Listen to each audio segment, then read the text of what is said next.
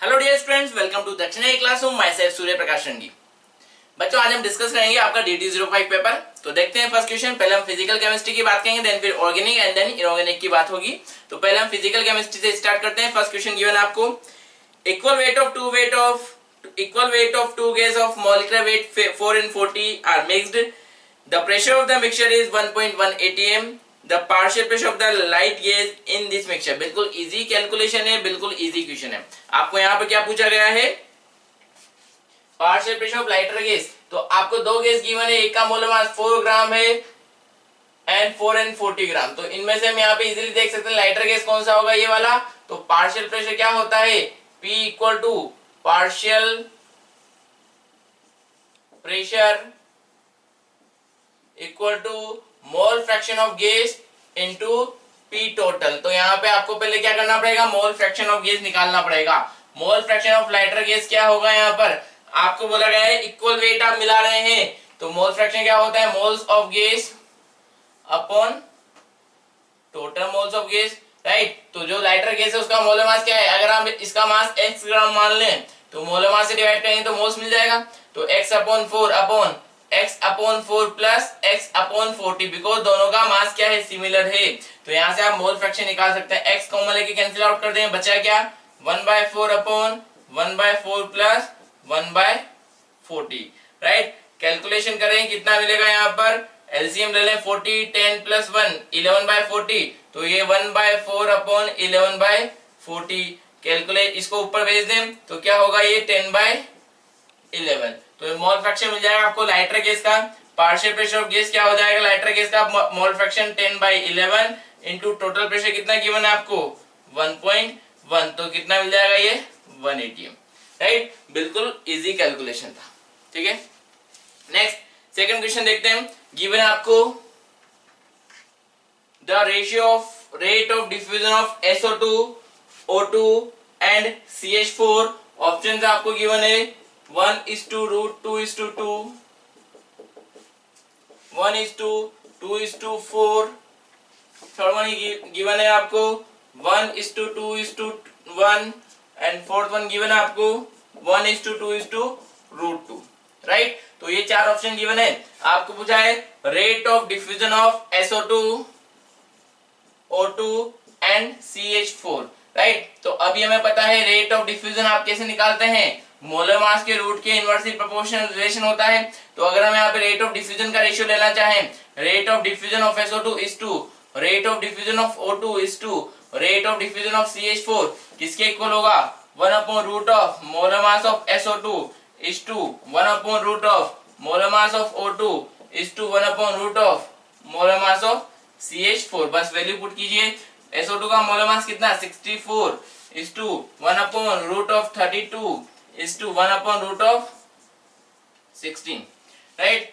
तो अगर हम यहाँ पे रूट लेना चाहें तो 32 का परफेक्ट रूट तो आने वाला नहीं है, तो हम इसको सॉल्व करने के लिए क्या करें? और जो आपको जो ऑप्शन गिवन है फ्रैक्शन में गिवन नहीं है, तो आपको इसको होल नंबर में चेंज करने के लिए हम क्या करें? तीनों को यहाँ पे √64 से मल्टीप्लाई कर देते हैं, बिकॉज 64 तीनों से डिवाइड हो रहा है। तो अगर मल्टीप्लाई कर देंगे तो आपको क्या मिलेगा? √64 upon 64 is to √64 upon 32 is to √64 upon 16। तो कितना मिल जाएगा? 1:64/32 कितना? √2 is to 4 times cancel out होगा, √4 मीन्स 2। तो 1:√2 यानी कौन सा ऑप्शन सही होगा? फर्स्ट वाला ऑप्शन करेक्ट होगा, राइट। नेक्स्ट क्वेश्चन नंबर 3 आपको गिवन है the root mean square velocity of an ideal gas in a close container of fixed volume is increased from 5 into 10⁴ centimeter per second to 10⁴ centimeter per second। तो RMS का दो velocity आपको different velocity given है। What is the following statement correctly explain how the change in accomplished। तो आपको यहाँ पे चार चेंज गिवन है कि यहाँ पर ये जो चेंज लिया गया है वो कैसे लिया गया होगा? By heating the gas, gas को हीट किया गया होगा जिससे टेम्परेचर क्या गया होगा? डबल करके। By heating the gas, gas को हीट किया गया होगा, उससे क्या हो गया होगा? प्रेशर क्वाड्रपल मींस 4 टाइम्स हो गया होगा, लिखा है ब्रैकेट में made 4 times. By heating the gas the volume is 1/4 हो गया होगा, 1/4 क्वाड्रपल यानी 1/4 हो गया होगा। By heating the gas the pressure is double. तो चारों में से कौन सा ऑप्शन सही है, उसके लिए हमें आरएमएस पे जाना पड़ेगा। तो यू आर एम एस क्या होगा, यू आर एम एस किसके बराबर होता है, root 3 RT upon capital M के इक्वल, तो हम क्या बोल सकते हैं, यू आर एम एस किसके प्रोपोर्शनल होता है, रूट टी के प्रोपोर्शनल, राइट। तो हम क्या बोलते हैं, u1 अपॉन u2 का रेशियो किसके बराबर होगा, t1 अपॉन t2 के रेशियो के बराबर। तो आपको इनिशियल वेलोसिटी गिवन है कितना, 5 इंटू 10⁴ सेंटीमीटर पर सेकेंड, सेकेंड वेलोसिटी गिवन है 10 इंटू 10⁴ मीटर पर सेकेंड, ये किसके बराबर होगा, रूट इनिशियल टेम्परेचर तो t मान ले, तो फाइनल टेम्परेचर क्या होगा यहाँ पर वो देख लेते हैं। तो ये कैंसिल आउट हो जाएगा, 2 टाइम्स कैंसिल आउट हो जाएगा। तो यहाँ पे रूट को हटाने के लिए आप क्या करेंगे, स्क्वायर करेंगे, तो 1/4 किसके बराबर, T1 अपॉन T2, तो T2 क्या होगा 4 टाइम्स ऑफ T1, यानी आपने क्या किया, टेम्परेचर को 4 टाइम्स कर दिया है, राइट। तो इसके अकॉर्डिंग जो फर्स्ट ऑप्शन है वो तो क्या होगा, इनकरेक्ट होगा, ठीक है। अब second, third and fourth option में आपको प्रेशर या वॉल्यूम के बारे में इंफॉर्मेशन दी गई है। तो यहाँ पे आप क्या बोल सकते हैं कि अगर आपने यहाँ पे टेम्परेचर को 4 टाइम्स कर दिया है, तो आइडियल गैस इक्वेशन के अकॉर्डिंग कि अगर टेम्परेचर 4 टाइम्स हो गया होगा तो प्रेशर भी क्या हुआ होगा, यहाँ पर 4 टाइम्स हुआ होगा, राइट। तो यहाँ पे हम क्या बोलते हैं, पी क्या बोला है यहाँ पे, आपको ऊपर बोला भी है कि क्लोज कंटेनर का वॉल्यूम फिक्स कंसीडर करना है। तो अगर वॉल्यूम फिक्स है तो पी किसके प्रोपोर्शनल होता है, टेम्परेचर के प्रोपोर्शनल, राइट। पी किसके प्रोपोर्शनल होता है, टेम्परेचर के प्रोपोर्शनल आइडियल गैस के केस में, राइट। तो P1 अपॉन T1 किसके बराबर, P2 अपॉन T2 के बराबर, राइट। तो P1 P upon T1 T1 equal to P2 upon T2 क्या होगा, 4 टाइम्स ऑफ T1 हो गया है। तो यहाँ पे P2 क्या हो गया हुआ होगा 4 टाइम्स ऑफ P1। तो जिस हिसाब से टेम्परेचर चेंज हुआ उस हिसाब से ही प्रेशर चेंज हो गया होगा, क्योंकि आपको आइडियल गैस बोला है और वॉल्यूम भी क्या है, कांस्टेंट। तो यहाँ पे कौन सा ऑप्शन सही होगा कि यहाँ पे आपने वॉल्यूम जो वेलोसिटी है उसको डबल कैसे किया गया है, टेम्परेचर को बढ़ाकर टेम्परेचर को 4 टाइम्स किया गया होगा। टेम्परेचर बोला है by heating the gas, but यहाँ पे बोला नहीं कि कितना टाइम से, आपको क्या बोला है, प्रेशर 4 टाइम्स से। तो प्रेशर 4 टाइम्स यहाँ पर हो गया होगा, तो कौन सा ऑप्शन सही होगा, सेकेंड, ठीक है। नेक्स्ट क्वेश्चन नंबर 4 की बात करें, बोला है रिएक्शन गिवन है A प्लस 2B से क्या बन रहा है यहाँ पर 2C, राइट। अब बोला है 2 mole of A, 3 mole of B and 1 mole of C are placed in 2 litre flask. तो यहाँ पे आपको 2 mole of A, 3 mole of B and 1 mole of C are placed in, तो यहाँ पे 2 mole of A, 3 mole of B and 1 mole of C are placed in, volume दे रखा है कितना 2 लीटर, 2 लीटर फ्लास्क में प्लेस किया हुआ है। And the equilibrium concentration of C is 1। तो आपको इक्विलिब्रियम पे C का कंसंट्रेशन कितना दे रखा है, 1 मोल दे रखा है, और इक्विलिब्रियम कांस्टेंट पूछा गया है। तो इक्विलिब्रियम कांस्टेंट निकालना है तो एक्टिव मास ऑफ प्रोडक्ट और रिएक्टेंट का रेशियो लेना है सिंपली। आपको बोला है at equilibrium concentration of C कितना बोला है 1 मोल, राइट। तो अगर हम यहाँ पे मोलरिटी की बात करें तो मोलरिटी क्या होता है, मोल्स अपॉन वॉल्यूम। अगर हम इक्विलिब्रियम पर C के मोल्स कैलकुलेट करना चाहें तो मोलरिटी 1 है, मोल्स अपॉन वॉल्यूम कितना है 2 लीटर, तो moles of C at equilibrium कितना होगा यहाँ पे 2 मोल, राइट। अभी प्रेजेंटली कितना है 1 मोल, इक्विलिब्रियम पे कितना हो गया 2 मोल, मींस रिएक्शन कहाँ आई होगी, फॉरवर्ड डायरेक्शन में। अब कितने मोल्स यहाँ पर रिएक्टेंट के कम हुए होंगे वो हम देख लेते हैं। तो ये T इक्वल टू 0 पर इंफॉर्मेशन था, जब हम इक्विलिब्रियम पे बात करें तो 2 में से क्या होगा x मोल कम होंगे, राइट। अब 1 में से यहाँ पे रेशियो क्या है 1:2, तो जितना A रिएक्ट करेगा उसका डबल B रिएक्ट करेगा। तो अगर ये x रिएक्ट किया है तो यहाँ पे कितना रिएक्ट करेगा 2x, राइट। ये 1:2 का रेशियो है कि जितना ये कंज्यूम होगा उसका डबल C कंज्यूम होने वाला है। तो ये कितना कंज्यूम हुआ यहाँ पर x, तो ये कितना कंज्यूम होगा 1 + 2x, सॉरी कितना प्रोड्यूस होगा 1 + 2x। अब बोला गया है 1 + 2x, यहाँ पे C के मोल्स कितने इक्विलिब्रियम पे 2 मोल है, तो यहाँ पे 2x किसके बराबर होगा 1 मोल के बराबर। तो x का वैल्यू कितना होगा यहाँ पर 0.5 मोल। तो x का वैल्यू मिल गया। अगर x का वैल्यू मिल गया तो आपको तीनों के मोल्स मिल जाएंगे एट इक्विलिब्रियम। तो moles of A at equilibrium कितना होगा 2 - x मींस 1 - x मींस क्या है 1 - 0.5 यानी 1.5 मोल, राइट। अगर हम कंसंट्रेशन ऑफ A निकालना चाहें तो मोल्स अपॉन वॉल्यूम से कितना मिल जाएगा 1.5/2, ठीक है।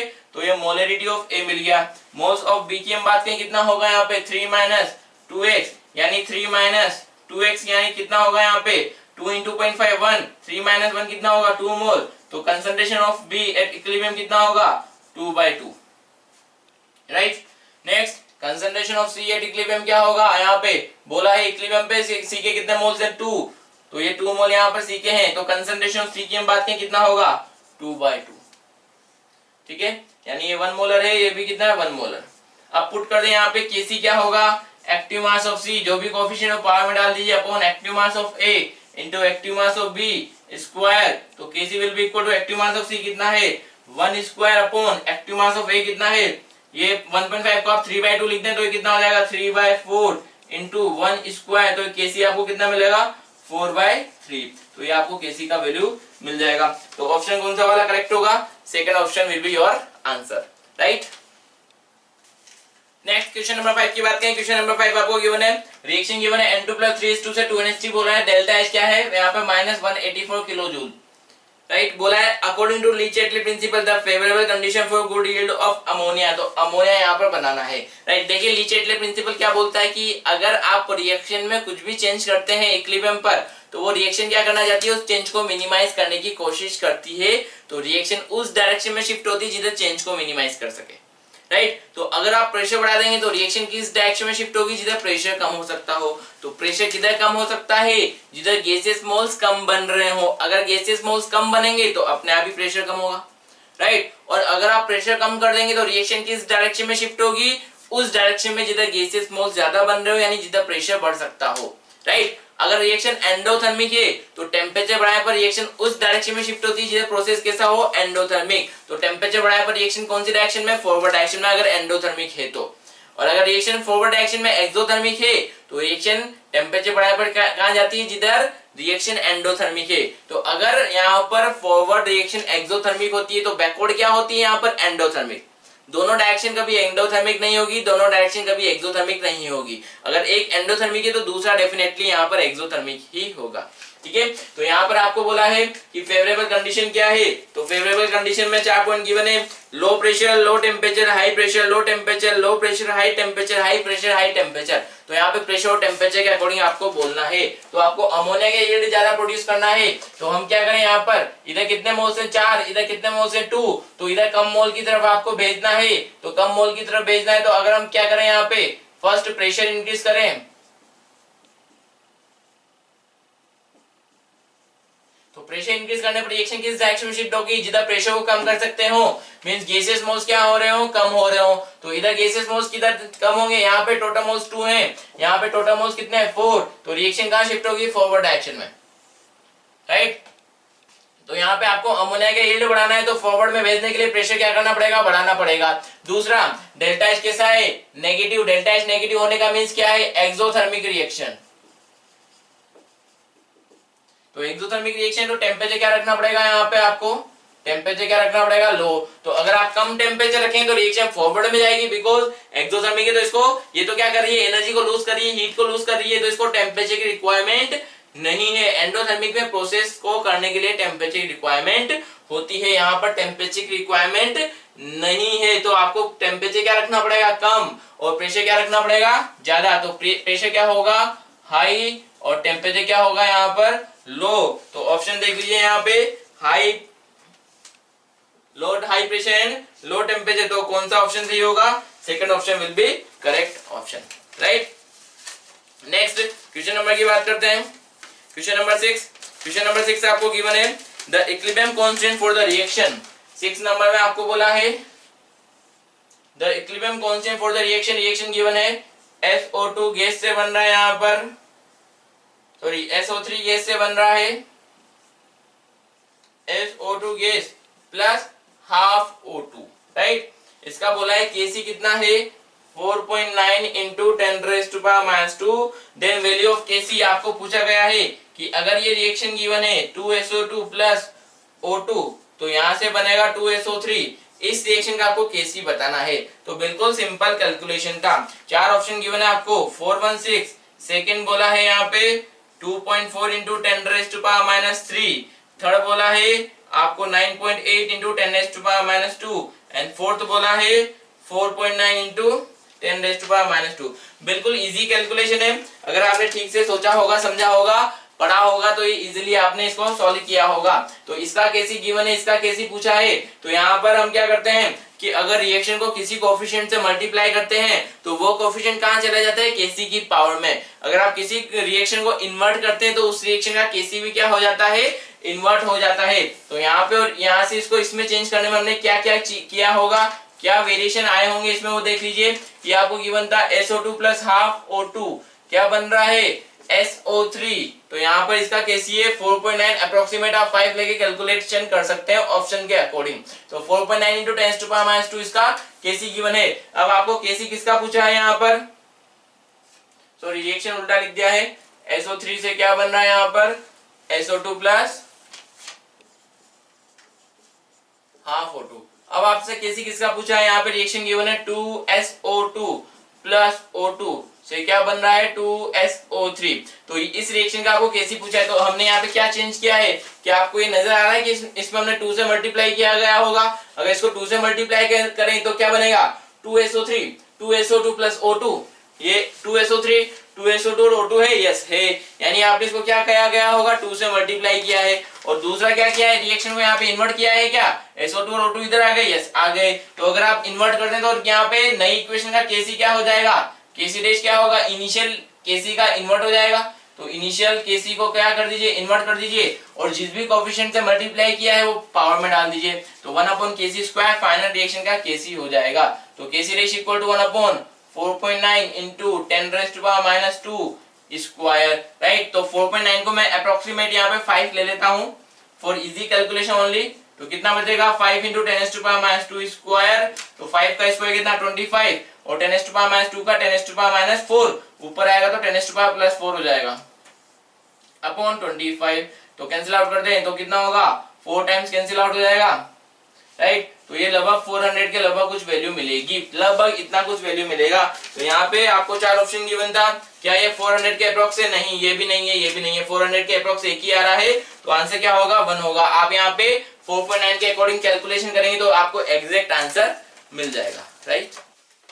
नेक्स्ट क्वेश्चन नंबर 7 की बात करें, गिवन आपको a mixture of 0.3 mole of H2 and 0.3 mole of I2 is allowed to react in a 10 litre evacuated vessel at 500 degree Celsius, that reaction is H2 plus I2। आपको 2HI से reaction दे रखा है, K बोला है इसका 64, Kc आपको 64 बोला है, और पूछा है the amount of unreacted iodine at equilibrium. तो इक्विलिब्रियम पे अनरिएक्टेड आयोडीन कितना होगा।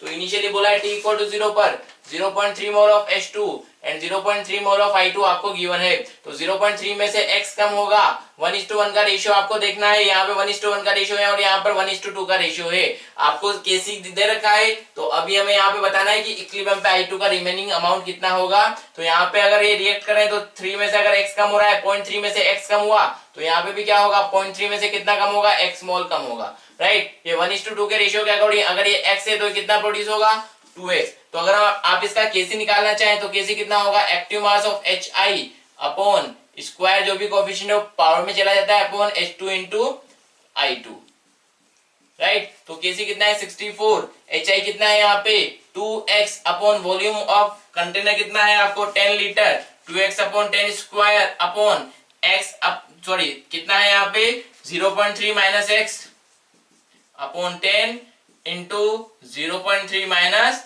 x upon 10। तो 10 से 10 कैंसिल आउट हो जाएगा, बिकॉज ये भी 10 स्क्वायर है, ये भी 10 स्क्वायर है। तो कितना बचेगा 64 equal to 2x square upon 0.3 minus x, कितनी बार है 0.3 माइनस x, 0.3 माइनस x 2 बार है, तो क्या कर देंगे इसका स्क्वायर कर देंगे।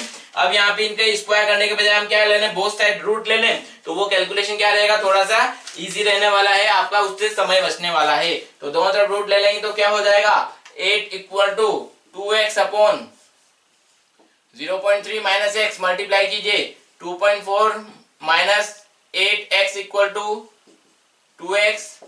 तो 2.4 इक्वल टू कितना हो जाएगा ये 10x, then x will be equal to 0.24, 2.4 upon 10 से 0.24 मिल जाएगा। तो आपको x का वैल्यू मिला, तो आप बोल सकते हैं moles of H2 at equilibrium कितना होगा 0.3 minus x mean 0.3 minus 0.24 mean 0.06। Moles of iodine भी आप निकाल सकते हैं 0.3 माइनस x, ये भी कितना होगा 0.06 मोल्स ऑफ HI कितना होगा 2x means 2 into 0.24 means 0.48 right. तो ये इक्विलिब्रियम पे तीनों के मोल्स आपको मिल गए। आपको किसके मोल्स पूछे हैं आयोडीन के पूछे हैं, तो आंसर क्या होगा इसमें ऑप्शन क्या मिल जाएगा आपको सेकंड ऑप्शन मिल जाएगा राइट। नेक्स्ट क्वेश्चन नंबर 8 की हम बात करें। क्वेश्चन नंबर 8 आपको गिवन है the rate of forward reaction is 2 times that of reverse reaction at a given temperature then identical concentration के इक्विलिब्रियम। अच्छा आइडेंटिकली आपको पूछा है के इक्विलिब्रियम क्या होगा, के इक्विलिब्रियम क्या होगा के फॉरवर्ड अपॉन के बैकवर्ड। तो यहाँ पे के फॉरवर्ड क्या होता है रेट ऑफ फॉरवर्ड रिएक्शन, के बैकवर्ड क्या होगा रेट ऑफ बैकवर्ड रिएक्शन। तो आपको बोला है rate of forward reaction is 2 times that of reverse reaction. तो यहाँ पे सिंपली आपको फॉरवर्ड रिएक्शन का रेट रिवर्स के रेस्पेक्ट में 2 times बोला है, तो यहाँ पे सिंपली क्या बोला गया होगा कि rate of forward reaction backward के रेस्पेक्ट में क्या है 2 times है, यानी rate constant of forward reaction backward के रेस्पेक्ट में क्या होगा 2 times होगा। तो यहाँ पे 2:1 का रेशियो मिलेगा। तो के इक्विलिब्रियम यहाँ पे क्या होना चाहिए लगभग 2 के बराबर होना चाहिए राइट। नेक्स्ट क्वेश्चन नंबर 9 की बात करें। क्वेश्चन नंबर 9 गिवन आपको for a hypothetical reaction value of के इज गिवन। तो 3 डिफरेंट रिएक्शन गिवन, उनके लिए के का वैल्यू गिवन है। तो ए से बी के लिए log k1 का वैल्यू गिवन है 0.3, log b to c के लिए log k2 का वैल्यू गिवन है 0.6, c to d के लिए log k3 का वैल्यू गिवन है 0.1। और आपसे पूछा है the equilibrium constant for the reaction A to D. तो ए टू डी के लिए इक्विलिब्रियम कांस्टेंट क्या होगा। तो देखिए यहाँ पे आपको ए से डी कैसे मिलेगा, अगर हम इन तीनों रिएक्शन को ऐड कर दें तो ए से डी आपको मिल जाएगा। इसके लिए क्या आपसे पूछा है राइट, इसको हटा देना यहाँ पे, आप चाहें तो बाद में लिख लेना। तो यहाँ पे आपको ए से डी के लिए इक्विलिब्रियम कांस्टेंट पूछा है, तो ए कहां से मिलेगा यहाँ से मिलेगा, तो इसको करें प्लस, डी कहां से मिलेगा प्रोडक्ट साइड है, आपको रिक्वायर्ड कहां है प्रोडक्ट साइड ही है, जहां पर रिक्वायर्ड था वहां पर ये, तो इसको करेंगे प्लस। अगर आप इन दोनों को प्लस कर दें तो यहाँ पे क्या होगा, और इसको भी प्लस कर दें तो क्या होगा बी से बी, सी से सी कैंसिल आउट हो जाएगा, बचा क्या ए से डी ही बचेगा। तो मींस आपको अगर इस रिएक्शन का के निकालना है तो इन तीनों रिएक्शन को ऐड कर देंगे। तो यहाँ पे रिलेशन किसका है लॉग का है, तो फाइनल इक्वेशन का लॉग के क्या मिलेगा आपको log k1, तीनों के बीच में जो रिलेशन मिला है वही के बीच में रिलेशन आ जाएगा, log k1 plus log k2 plus log k3 right. k1 कितना है यहाँ पे 0.3, log k1 0.3 प्लस 0.6 प्लस 0.1, तो कितना होगा 1। तो log k का वैल्यू कितना मिला 1। अब k का वैल्यू निकालना है तो आपको क्या लेना पड़ेगा एंटी लॉग। तो आपको वो वैल्यू सोचनी पड़ेगी जिसका log का वैल्यू क्या होगा 1, वो वैल्यू सोचनी पड़ेगी जिसके log का वैल्यू क्या होगा 1। तो किसके log का वैल्यू 1 होता है यहाँ पे 10। तो यहाँ पे अगर ये log 10 होता है तो log 10 का वैल्यू क्या हो जाता है 1, मींस फाइनल इक्वेशन का k कितना होगा 10 हो जाएगा राइट। तो आंसर क्या होगा आपका 4। ठीक है। नेक्स्ट क्वेश्चन नंबर 10 आपको गिवन है the equilibrium constant Kc for the following reaction. इस रिएक्शन का Kc गिवन है कितना है 60। अब आपको 4 स्टेटमेंट गिवन है, बोला है सेलेक्ट करेक्ट स्टेटमेंट। तो स्टेटमेंट 1 बोला है आपको rate constant for forward reaction equal to rate constant of backward reaction. अच्छा रेट कांस्टेंट के बीच में आपको रिलेशन पूछा गया है, तो रेट कांस्टेंट क्या होगा यहाँ पर, रेट कांस्टेंट क्या यहाँ पे Kc क्या होता है rate constant of forward reaction to the rate constant of backward reaction. इन दोनों का रेशियो होता है k forward to the k backward, rate constant of forward reaction to the rate constant of backward reaction, इनका ratio कितना है 60। अब आप यहां से देख सकते हैं कि इन दोनों का रेशियो कितना है 60 आ रहा है, यानी यहां पर ये रेशियो क्या आ रहा है 1 से बड़ा आ रहा है, 1 से बड़ा आ रहा है, यानी ऊपर वाला वैल्यू क्या होगा बड़ा होगा, यानी k फॉरवर्ड क्या होना चाहिए k बैकवर्ड से बड़ा होगा, यानी 60 टाइम्स होगा, तभी तो इन दोनों का रेशियो 60 आ सकता है। तो आपको 4 ऑप्शन बोले गए हैं rate constant of forward reaction equal to rate constant of backward. अगर ये दोनों बराबर होते तो रेशियो कितना आता 1 आता, बट 1 नहीं है 60 है राइट। सेकंड बोला है rate constant of forward is greater than rate constant of backward, correct statement होगा। थर्ड बोला है rate constant of forward less than rate constant of backward, incorrect. And fourth बोला है value of equilibrium constant changes with use of catalyst. Equilibrium constant temperature dependent होता है only, अगर आपने catalyst change किया या रिएक्टेंट चेंज किया तो उससे यहाँ पर इक्विलिब्रियम कांस्टेंट का वैल्यू चेंज होने वाला नहीं है राइट। नेक्स्ट क्वेश्चन नंबर 11 आपको बोला है some PCl5 was heated in a closed vessel to obtain the following gases equilibrium at 400 Kelvin and 2 atm pressure। तो रिएक्शन आपको गिवन है यहाँ पे प्रेशर कितना है 2 atm। At this equilibrium mole fraction of Cl2 was found to be 0.2 the value of Kp।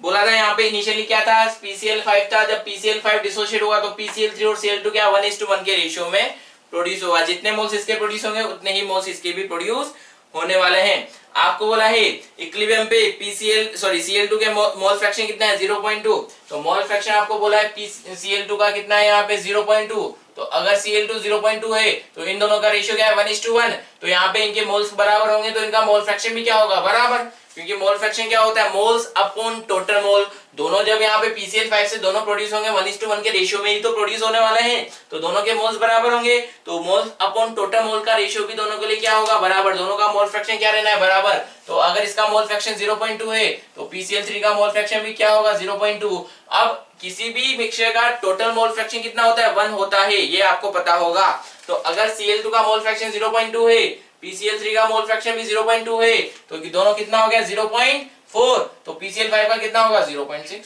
तो मोल fraction of PCl5 आपको मिला कितना 0.6, मोल फ्रैक्शन ऑफ PCl3 आपको मिला कितना 0.2 एंड Cl2 भी कितना मिला 0.2। अब आपको क्या पूछा गया है, यहाँ पे पूछा गया है Kp। Kp क्या होता है यहाँ पर partial pressure of product upon partial pressure of reactant ratio. So partial pressure of PCl3 upon partial pressure of PCl3 into partial pressure of Cl2 upon partial pressure of PCl5, यही क्या होगा Kp का value होगा। तो आपको mole fraction पता है, पहले पार्शियल प्रेशर निकालना पड़ेगा। पार्शियल प्रेशर कैसे निकालते हैं, PCl3 का पार्शियल प्रेशर क्या होगा मोल fraction of PCl3 into P total. Mole fraction of PCl3 कितना है यहाँ पर 0.2, टोटल प्रेशर कितना है यहाँ पे 2 atm आपको बोला गया है, तो ये कितना होगा 0.4। Similarly partial pressure of Cl2 क्या होगा मोल fraction of Cl2 into P total, यानी मोल फ्रैक्शन ऑफ Cl2 कितना है 0.2 इनटू टोटल प्रेशर कितना है 2 0.4 and partial pressure of PCl5 कितना होगा मोल fraction of PCl5 into P total. Mole fraction of PCl5 कितना है ये 0.6, टोटल प्रेशर कितना है 1.2, राइट। तो यहाँ पे ATM में आपको सभी का पार्शियल प्रेशर मिल गया। तो अब Kp का वैल्यू निकाल लीजिए। पार्शियल प्रेशर ऑफ PCl3 कितना है यहाँ पर 0.4 इनटू 0.4 अपॉन 1.2, तो 3 टाइम्स कैंसिल आउट हो जाएगा, तो कितना बचा 0.4/3 या 4/30 या फिर 2/15, तो ये मिल जाएगा आपको Kp of this reaction. Clear, तो आंसर क्या होगा इसमें, थर्ड आंसर आपको करेक्ट हो जाएगा, राइट। नेक्स्ट क्वेश्चन नंबर 12 की बात की गई है। क्वेश्चन नंबर 12 बोला गया है a vessel eight 1000 kelvin contain CO2 with a pressure of 0.5 atm.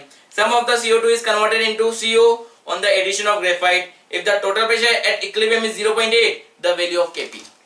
Again एक छोटी सी रिएक्शन है, आपको बोला है इनिशियली क्या था CO2 था गैसियस फॉर्म में, प्लस इसमें ग्रेफाइट मिला है। ग्रेफाइट क्या होता है सॉलिड होता है, इनकी रिएक्शन से क्या होगा मोनोऑक्साइड बनेगा। रिएक्शन को बैलेंस करते हैं मोनोऑक्साइड गैसियस फॉर्म, ठीक है। इनिशियली बोला था T = 0 पर, यहाँ पे प्रेशर कितना था यहाँ पे वेसल के अंदर CO2 का 0.5 atm। अब जब यहाँ पे इक्विलिब्रियम आ गया है तो प्रेशर कितना है यहाँ पर 0.8, राइट। तो यहाँ पे जब ये रिएक्ट होगा तो इसका कुछ प्रेशर कम होगा और इसका कुछ प्रेशर बनेगा, तो यहाँ पे जो रेशियो है वो क्या है 1:2 के रेशियो में। तो जो यहाँ पे प्रेशर का वेरिएशन होगा वो भी हम किसके रेशियो में लेंगे 1:2 के रेशियो में, स्टोइशियोमेट्रिक रेशियो में। क्यों, क्योंकि यहाँ पे आपको वॉल्यूम ऑफ कंटेनर के बारे में कुछ बोला है क्या, नहीं बोला है, तो आप क्या करेंगे उसको कांस्टेंट मानते हुए जिस तरीके से मोल्स का वेरिएशन होता है उसी तरीके से प्रेशर का वेरिएशन लेंगे। वो कैसे ले सकते हैं PV = nRT, तो वॉल्यूम कांस्टेंट T कांस्टेंट, तो प्रेशर का वेरिएशन आप कैसे ले लेंगे मोल्स के अकॉर्डिंग। तो यहाँ पे अगर 0.5 में से x atm का प्रेशर वेरी होता है तो 1:2 के रेशियो के अकॉर्डिंग अगर ये 1 मोल है तो 2 मोल प्रोड्यूस होता। अगर इसका x atm प्रेशर कम हो रहा है तो यहाँ पे कितना प्रोड्यूस होगा 2x, ठीक है। ये सॉलिड है तो इसके प्रेशर को हम यहाँ पे कंसीडर नहीं करेंगे। P टोटल कितना बोला है यहाँ पर 0.8, तो टोटल प्रेशर दोनों का सम हो जाएगा 0.5 - x + 2x, तो कितना होगा 0.5 + x, ये कितना होगा यहाँ पे 0.8 के बराबर। तो x आपको मिल जाएगा कितना 0.3। तो partial pressure of CO2 at equilibrium कितना होगा 0.5 - 0.3 means 0.2 atm। Partial pressure of CO कितना होगा यहाँ पे 2x मींस 2 * 0.3 मींस 0.6 atm। तो यहाँ पे आपको दोनों के पार्शियल प्रेशर मिल गए, तो Kp क्या होगा पार्शियल प्रेशर ऑफ CO, जो भी कोएफिशिएंट ऑफ पावर में पुट किया जाता है यहाँ पे कोएफिशिएंट कितना है 2 upon partial pressure of CO2, तो CO का पार्शियल प्रेशर 0.6 स्क्वायर है, तो 0.6 * 0.6 अपॉन CO2 का कितना है 0.2, तो ये 3 टाइम्स कैंसिल आउट हो जाएगा, तो ये कितना मिल जाएगा 1.8 atm स्क्वायर, राइट। तो ऑप्शन चेक कीजिए सॉरी यहाँ पर एक एटीएम था, एक एटीएम से एटीएम कैंसिल आउट हो जाएगा तो यूनिट क्या बचेगी इसकी यहाँ पे 1.8 एटीएम। तो केपी का वैल्यू क्या होगा 1.8। आंसर कौन सा होगा, first answer, right. Next question number 13 की बात करें, गिवन आपको density of diamond and graphite are 3.5 and 2.5 gram per ml। Reaction given है, कार्बन डायमंड से कार्बन ग्रेफाइट बन रहा है। 13 नंबर क्वेश्चन की हम बात कर रहे हैं, carbon diamond to carbon graphite आपको यहाँ पर बन रहा है। डेल्टा एच कितना दे रखा है, -1.9 किलो जूल पर मोल।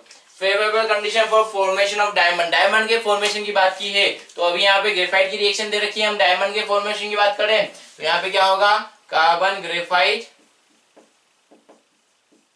To carbon diamond.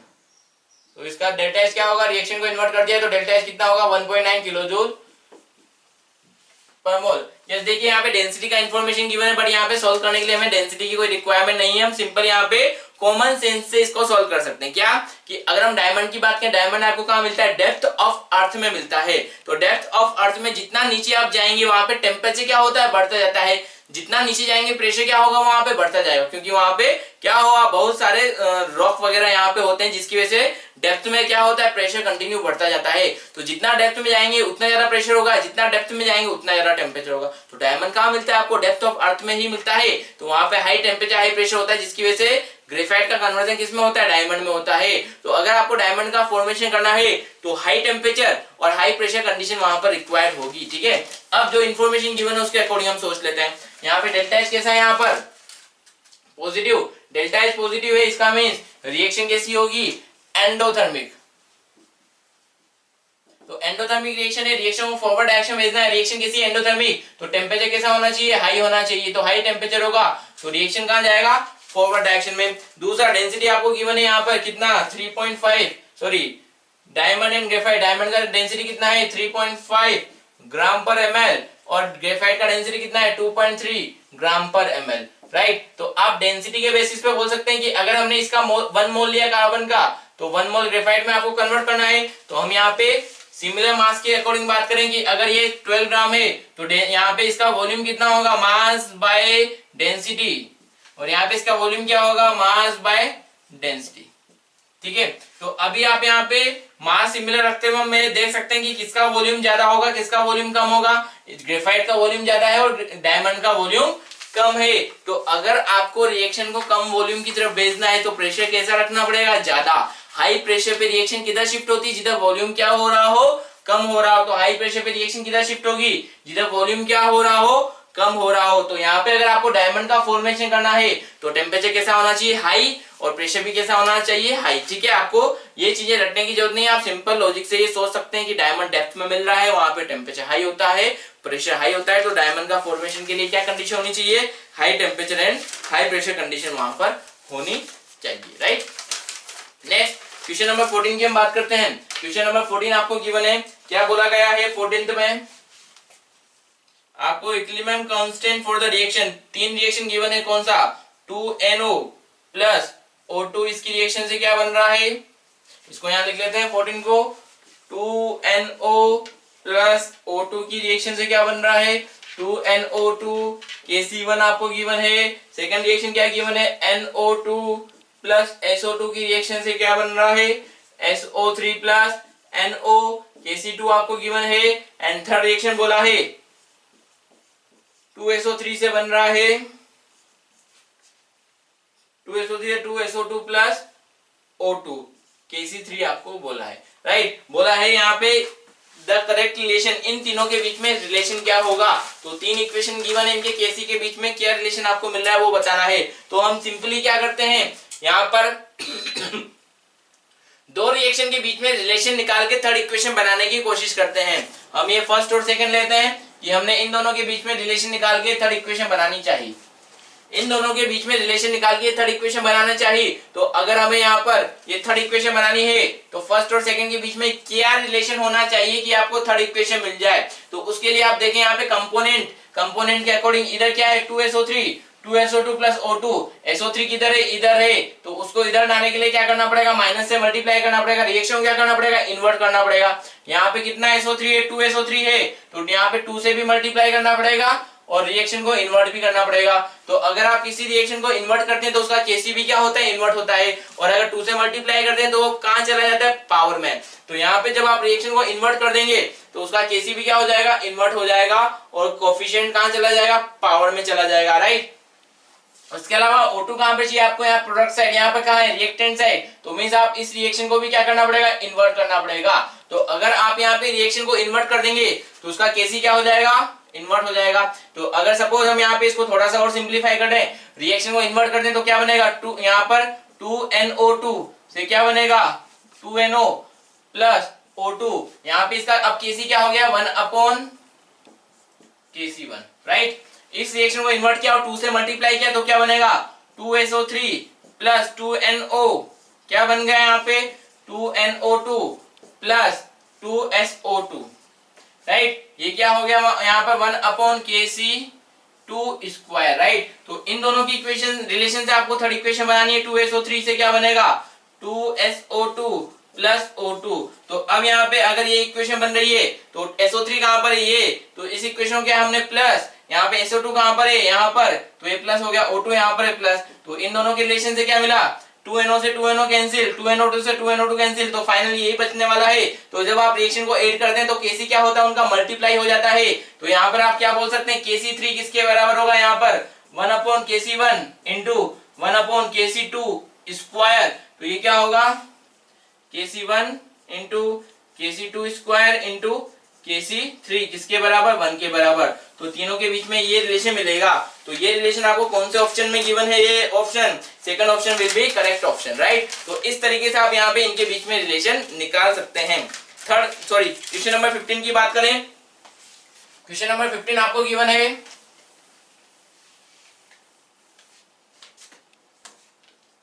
बोला गया है log Kc upon Kp equal to log RT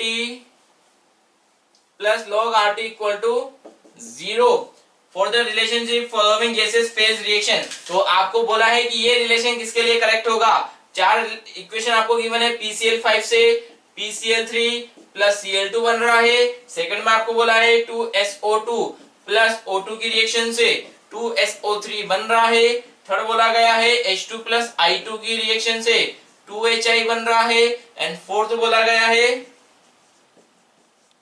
N2 plus 3H2 की रिएक्शन से 2NH3 बन रहा है, राइट। तो यहाँ पर ये सभी गैसेस कंपोनेंट है। तो अब अभी हमें ये रिलेशन निकालना है। तो ये रिलेशन निकालने के लिए हम क्या करें, पहले बात करें रिलेशन क्या होता है Kp और Kc में, Kc upon Kp equal to log RT, right. तो इस रिलेशन के लिए हम बात करें, तो इस रिलेशन के लिए हम बात करें Kp क्या होता है, Kc into RT power delta n, यही रिलेशन होता है, ठीक है। तो हम यहाँ पे पहले Kc और Kp का रेशियो ले लें, या फिर पहले Kp अपॉन Kc का रेशियो लें, तो ये कितना होगा, RT पावर डेल्टा n, ठीक है। लॉग लेने की बात की है तो लॉग ले लें तो क्या होगा, log Kp upon Kc equal to log RT power delta n। इसको हम थोड़ा सा सोल्व करें तो हमें यहाँ पर जो ये इक्वेशन है कौन सी होगी, वो कैसे पता लगाई जा सकती है। यहाँ पे ये इस इक्वेशन में यहाँ पे अगर आपको डेल्टा n का वैल्यू पता लगे तो यहाँ पे हम चारों इक्वेशन में जो भी डेल्टा n का वैल्यू है वो कैलकुलेट करके देख सकते हैं डेल्टा n का वैल्यू कहाँ पर मैच कर रहा है। तो ये क्या होगा, log Kp upon Kc equal to delta n, power में जो भी होता है वो आगे आ जाता है, क्या बचेगा, डेल्टा n log RT। अब यहाँ पे आपको क्या बोला है, Kc अपॉन Kp है, तो Kc अपॉन Kp करने के लिए आप इसको इन्वर्ट कर देंगे तो क्या हो जाएगा, log Kc upon Kp power -1, ऐसा लिखा जा सकता है। -1 हटाना तो अगेन इन्वर्ट कर दो, राइट। तो इस -1 को आप आगे ले आएंगे तो क्या हो जाएगा, minus log Kc upon Kp equal to delta n log RT, right. या फिर हम ऐसा ही करते हैं कि जो हमें इक्वेशन गिवन है अब उसको इस फॉर्म में चेंज कर देते हैं। अगर इस इक्वेशन को हम इस फॉर्म में चेंज करेंगे तो क्या होगा, यहाँ पे log Kc upon Kp plus log RT equal to 0। तो यहाँ पे हम इसको क्या लिख लें, केसी अपॉन केपी को केपी अपॉन केसी लिख लें तो क्या होगा log KP upon KC power कितना है यहाँ पे -1, राइट। ये -1 आगे आ जाएगा plus log R T equal to 0, तो यहाँ पे -1 आगे आ जाएगा तो क्या होगा minus log KP upon KC plus log R T equal to 0। इस log आर टी को उधर भेज दें तो माइनस log केपी अपॉन केसी किसके बराबर माइनस log आर टी के बराबर, माइनस माइनस कैंसिल आउट हो जाएगा, बचा है क्या log KP upon KC equal to log R T, right. अब यहाँ पे फर्स्ट इक्वेशन जो हमें इक्वेशन मिली है और इसको दोनों को कंपेयर करें तो log KP upon KC equal to log R T, यहाँ पे डेल्टा एन की वैल्यू पुट करें तो डेल्टा एन यहाँ पे क्या रहा होगा, डेल्टा एन क्या रहा होगा यहाँ पे +1, डेल्टा एन क्या रहा होगा यहाँ पे +1। तो यहाँ पे चारों इक्वेशन में से किसमें डेल्टा एन का वैल्यू +1 है वही आपको चेक करना है। तो यहाँ पे डेल्टा एन क्या होता है gaseous moles of product minus gaseous moles of reactant, यहाँ पे डेल्टा एन का वैल्यू क्या है 2 - 1 यानी 1, यहाँ पे डेल्टा एन का वैल्यू क्या होगा 2 - 3 मींस -1, यहाँ पे डेल्टा एन का वैल्यू 0 और यहाँ पे डेल्टा एन का वैल्यू -2। तो डेल्टा एन कहाँ पे मैच कर रहा है यहाँ पे फर्स्ट में, तो आपके लिए कौन सा ऑप्शन सही होगा, फर्स्ट ऑप्शन सही होगा, राइट। तो प्यारे बच्चों फिजिकल केमिस्ट्री में आपके लिए केवल इतना ही है, आगे आप ऑर्गेनिक और इनऑर्गेनिक का डिस्कशन रहेगा। Hello students, welcome to Dakshina classroom. Students, today we will discuss solution of organic part of DT05. ठीक है बच्चों, देखिए क्वेश्चन है increasing pKa, ortho Meta para nitrobenzoic acid है, इनको बच्चों pKa का इंक्रीजिंग ऑर्डर में अरेंज करना है। ठीक है, तो बच्चों ध्यान दीजिए क्या है COOH और ऑर्थो पर NO2, ठीक है, ortho nitrobenzoic acid, Meta nitrobenzoic acid and para nitrobenzoic acid.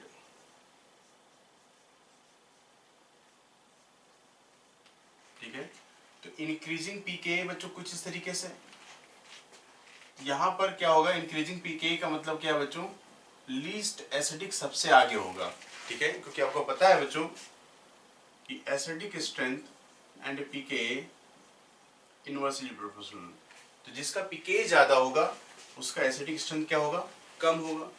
तो बच्चों देखिए इसमें तो लगेगा ऑर्थो इफेक्ट, ठीक है, क्योंकि ऑर्थो सब्स्टिट्यूटेड बेंजोइक एसिड क्या होते हैं बच्चों, स्ट्रॉन्ग एसिड होते हैं। ये है ortho Meta and para nitro. ठीक है, तो अगर आप देखिए तो अगर हम एसिडिक स्ट्रेंथ में देखें तो सबसे स्ट्रॉन्ग एसिड ये रहा। ठीक है, तो इसका pKa सबसे कम होगा बच्चों। अगर हम pKa की बात करें तो जो एसिडिक स्ट्रेंथ जिसका सबसे ज्यादा है उसका pKa सबसे कम होगा, तो ऑर्थो वाले का बच्चों pKa कम होगा। अब इसमें देखिए मेटा पर लगता है -I इफेक्ट और पैरा पर लगता है बच्चों -M इफेक्ट। ठीक है, तो आप देखिए इन दोनों में कौन ज्यादा स्ट्रॉन्ग होगा, तो भाई -M वाला एसिड ज्यादा स्ट्रॉन्ग होगा, तो फिर पैरा आएगा, और सबसे कम जिसका एसिडिक स्ट्रेंथ है वो कौन सा है बच्चों, मेटा, जिसका एसिडिक स्ट्रेंथ कम उसका pKa ज्यादा। तो आप ऑप्शन कुछ ऐसा बनेगा, तो मेटा सबसे आगे होगा। ठीक है, मेटा के बाद पैरा फिर ऑर्थो। बच्चों को इस क्वेश्चन का आंसर आया 3। ठीक है बच्चों, बात समझ गए होंगे हमारी। नेक्स्ट देखिए कह रहा है कि स्ट्रॉन्गेस्ट बेस कौन सा है, तो बच्चों हमने बेस में बताया था कि guanidine is the strongest base.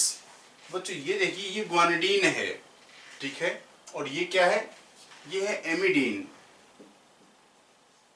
तो गुआनिडीन के बाद एमिडीन का नंबर आता है, ये बच्चों गुआनिडीन। ये बच्चों क्या है, यूरिया है। ठीक है, तो इसमें तो रेजोनेंस ही हो रहा है, तो रेजोनेंस से बेसिक स्ट्रेंथ बच्चों क्या है, कम हो जाती है। तो जैसा रेजोनेंस स्ट्रेस इसमें भी मिलता है। ठीक है, तो स्ट्रॉन्गेस्ट बेस पूछा था जो कि है गुआनिडीन। तो जो नेक्स्ट क्वेश्चन देखते हैं, आपसे पूछा है स्ट्रॉन्गेस्ट एसिड। अगर हम बच्चों एसिड की बात करें तो किस तरीके से निकालेंगे स्ट्रॉन्गेस्ट एसिड कौन सा है, तो ध्यान दीजिए बच्चों कि जो एसिड है बेस है, ठीक है, तो बेस अगर स्ट्रॉन्ग है, स्ट्रॉन्ग बेस का बच्चों होता है वीक कॉन्जुगेट एसिड। ठीक है, स्ट्रॉन्ग बेस क्या करता है, वीक कॉन्जुगेट एसिड बनाता है। अगर वीक एसिड है तो क्या बनाएगा बच्चों, हाँ वीक बेस ले रहे हैं एग्जैक्टली, वीक बेस है तो क्या बनाएगा, स्ट्रॉन्ग कॉन्जुगेट एसिड। यही आपको पता करना है कि जो अब कैसे देखते हैं बच्चों, जैसे अमोनिया है तो अमोनिया को अगर हम H+ प्रोवाइड कर दें, ठीक है, तो अमोनिया बच्चों लोन पेयर पकड़ के क्या बन जाता है, अमोनियम आयन में कन्वर्ट हो जाता है। तो ये बच्चों बेस है और ये उसका क्या है, कॉन्जुगेट एसिड, ठीक है। बच्चों ये आपको कॉन्जुगेट एसिड ही दिए हुए हैं, तो इसमें से पूछा है स्ट्रॉन्गेस्ट एसिड कौन सा होगा, तो पता लगाने के लिए बच्चों जो एसिड स्ट्रॉन्ग होगा उसका बेस क्या होगा, वीक होगा। तो आप इन सब का बेस बना के देख सकते हो। तो बच्चों ध्यान दीजिए, इसमें अगर देखो आप तो इसका बेस सबसे कमजोर है, इसका बेस बच्चों सबसे कमजोर है, क्योंकि इसका जो नाइट्रोजन है बच्चों वो रेजोनेंस का पार्टिसिपेशन है, रेजोनेंस में पार्टिसिपेट करता है, ठीक है। तो यहां पर क्या है बच्चों, रेजोनेंस हो रहा है, तो लोन पेयर क्या होगा, डीलोकलाइज्ड होगा। अगर लोन पेयर बच्चों डीलोकलाइज्ड है तो वो उपलब्ध नहीं होगा, तो बेस का काम क्या होता है बच्चों, लोन पेयर को डोनेट करना। तो इसमें बच्चों आंसर मिला है आपको 3, ठीक है। बाकी केसेस में इसमें देखेंगे तो यहाँ तो रेजोनेंस का कोई काम ही नहीं है, इसमें भी कहीं रेजोनेंस नहीं है। नेक्स्ट क्वेश्चन देखते हैं जिसमें हमसे पूछा है मैक्सिमम पीकेबी, पीकेबी पता करना है। तो मैक्सिमम पीकेबी का मतलब क्या है बच्चों, लीस्ट बेसिक, ठीक है। तो आपको पता है कि basic strength and pKb are inversely proportional. तो बच्चों अगर हम देखें यहाँ पर देखिए रेजोनेंस हो रहा है,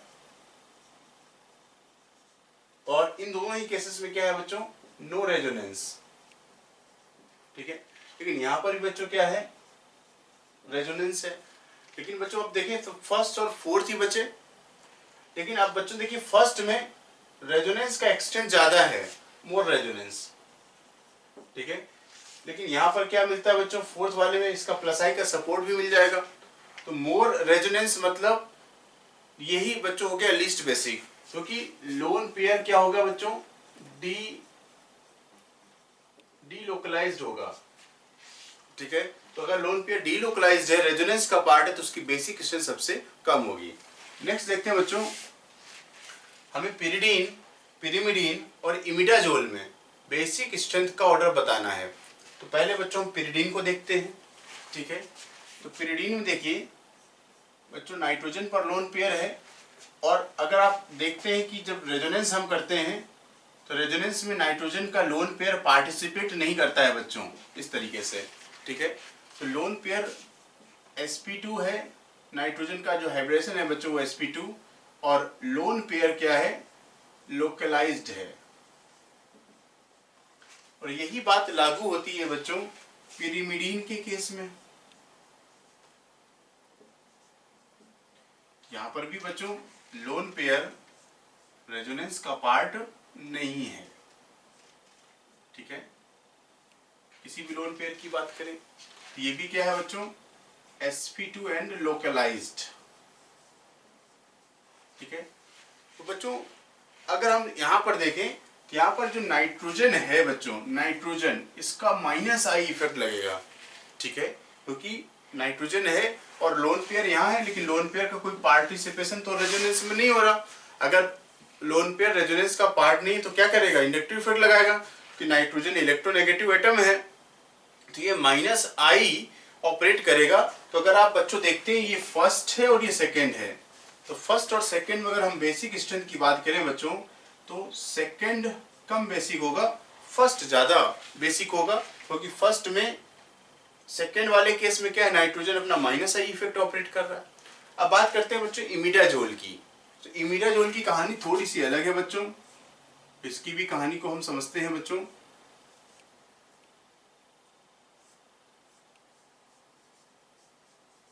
ठीक है, इमिडाजोल में देखिए बच्चों H+ आता है, ठीक है। तो हम प्रोटॉन को डोनेट करवाते हैं।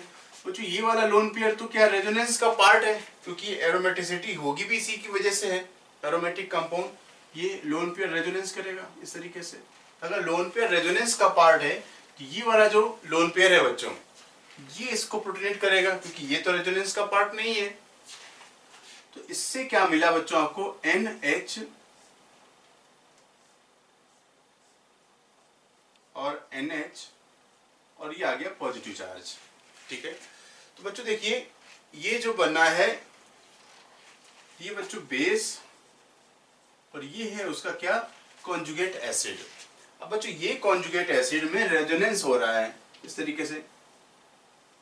ये एसिड क्या है बच्चों, रेजोनेंस स्टेबलाइज्ड बन गया।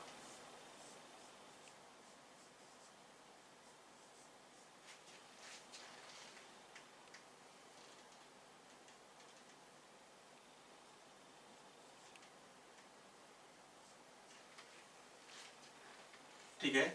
तो बच्चों ये क्या है, ये जो बना है इसमें क्या है, 2 इक्विवेलेंट रेजोनेटिंग स्ट्रक्चर। तो 2 इक्विवेलेंट रेजोनेटिंग स्ट्रक्चर मतलब क्या है बच्चों, बेस से जो कॉन्जुगेट एसिड है ये रेजोनेंस स्टेबलाइज्ड है, जैसे गुआनिडीन वगैरह में होता था बच्चों। तो रेजोनेंस स्टेबलाइजेशन होने की वजह से बच्चों, अगर हम इस थर्ड की बात करें तो थर्ड सबसे आगे हो गया।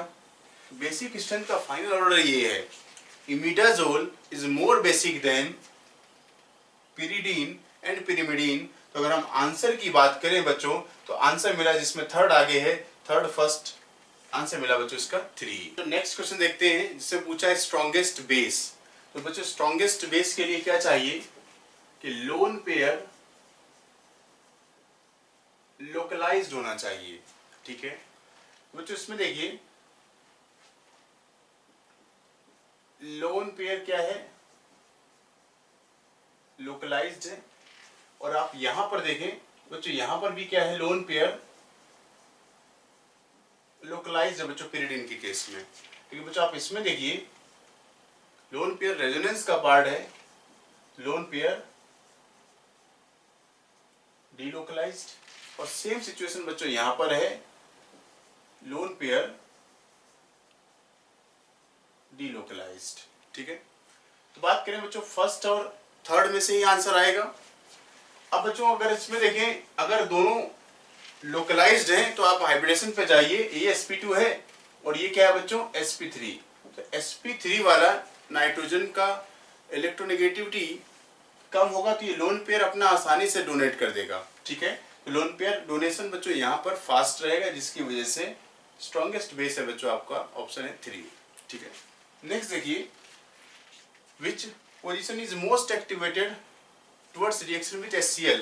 बच्चों HCl क्या है, एसिड है। तो एसिड बेस से कंबाइन करता है, तो मोस्ट एक्टिवेटेड मतलब क्या है, आपको देखना है मोस्ट बेसिक, ठीक है। तब बच्चों हमने ऑर्डर बताया था कि बेसिक स्ट्रेंथ में 2 डिग्री वाला जो एमीन होता है वो सबसे आगे होता है। तो 2 डिग्री एमीन बच्चों ये है, ये 3 डिग्री का एमीन है। और बच्चों इसका तो कोई बात ही नहीं है, रेजोनेंस का पार्टिसिपेशन है, और ये प्राइमरी एमीन है, ठीक है। तो जो मोस्ट बेसिक कंपाउंड है वो होता है बच्चों 2 डिग्री एमीन, ठीक है। तो फोर्थ पोजीशन सबसे ज्यादा एक्टिवेटेड है, ऑप्शन आ गया बच्चों आपका 4। फोर्थ मतलब सेकंड ऑप्शन है जिसमें फोर्थ दिया हुआ है, फोर्थ पोजीशन, ठीक है। नेक्स्ट देखें, यहाँ पर भी बच्चों वही बात है कि बेस दिया है और 1 मोल एसिड है, ठीक है।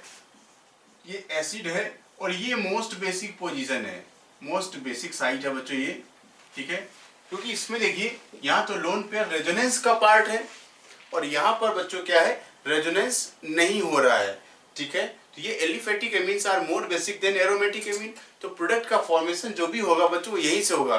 तो एसिड बेस रिएक्शन है, एसिड आकर के जुड़ जाएगा बच्चों, तो मिलेगा बच्चों NH2 और CH2, और NH2 है, एक H आया तो बच्चों NH3 हो गया, ठीक है। नाइट्रोजन के 4 बॉन्ड बन गए तो पॉजिटिव चार्ज होगा, और सॉल्ट का फॉर्मेशन होगा तो बाहर रहेगा बच्चों Cl-, ठीक है। तो most basic site will combine with acid. Option देखें बच्चों ऐसा है, आपका ऑप्शन है 2। बच्चों नेक्स्ट क्वेश्चन देखते हैं, जिससे पूछा least delocalisation of lone pair. इसका मतलब है कि इस केस में लोन पेयर ज्यादा उपलब्ध है, अवेलेबल है, तो हमें चेक करना है बच्चों अवेलेबिलिटी ऑफ लोन पेयर। ठीक है, तो लीस्ट डिलोकलाइजेशन का मतलब है बच्चों लोन पेयर रेजोनेंस का पार्ट ना हो। तो बच्चों अगर आप इसको देखें बिल्कुल कायदे से रेजोनेंस हो रहा है, कोई दिक्कत नहीं बच्चों, यहाँ पर भी ऐसी कोई समस्या नहीं है। लेकिन बच्चों आप इसमें देखेंगे ऑर्थो पोजीशन पर CH3 है, जिसको हम बच्चों हम SIR इफेक्ट कहते हैं। तो SIR की वजह से बच्चों ये नाइट्रोजन का लोन पेयर क्या है, अवेलेबल है। ठीक है, इसकी अवेलेबिलिटी है, मतलब बच्चों यहाँ पर क्या है, लीस्ट डीलोकलाइजेशन।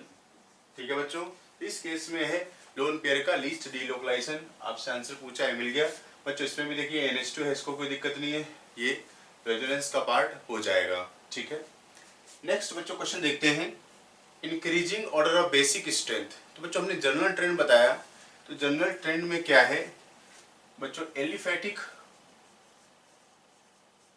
एलिफेटिक एमीन ये आगे होता है। ठीक है, और एरोमेटिक एमीन पीछे होते हैं। ठीक है, और अमाइड बच्चों सबसे पीछे होता है। तो अमाइड स्ट्रेंथ जो बच्चों क्या है, सबसे वीक माने जाते हैं, क्योंकि इसमें रेजोनेंस फास्ट होता है। ठीक है, तो अगर देखिए बच्चों फोर्थ अमाइड है, तो फोर्थ सबसे पीछे होना चाहिए। तो ऐसे ऑप्शन बच्चों आपको ये दिख रहा है, फर्स्ट, सेकंड और थर्ड। ठीक है, अब बच्चों हम आगे अगर देखें तो एलिफेटिक एमीन, ये वाला बच्चों एलिफेटिक एमीन है, डायरेक्ट NH2 ग्रुप रिंग से नहीं जुड़ा है। तो जब NH2 रिंग से जुड़ा होता है तो वो क्या होते हैं बच्चों, एरोमेटिक एमीन्स होते हैं। तो बच्चों ऑर्डर की बात करें तो फोर्थ पीछे होना चाहिए, क्योंकि सेकंड क्या बच्चों, एलिफेटिक एमीन है, ये आगे होगा। अब बात करते हैं फर्स्ट और थर्ड। तो फर्स्ट और थर्ड क्या है बच्चों, ये एरोमेटिक एमीन्स हैं, जो कि एलिफेटिक के बाद में होंगे। तो अब बच्चों हमने एक जनरल ट्रेंड बना लिया। अब इस चीज को देखते हैं ऐसा कौन सा ऑप्शन मिलता है जिसमें सेकंड आगे है। तो देखिए बच्चों ये है ऑप्शन जिसमें सेकंड आगे है। अब ये तो कैंसिल हो गया। ठीक है, अब हमारे पास सिर्फ बचे 2 और 3। अब बात करते हैं बच्चों सारा का सारा जो आंसर है वो फर्स्ट और थर्ड पर डिपेंड करेगा।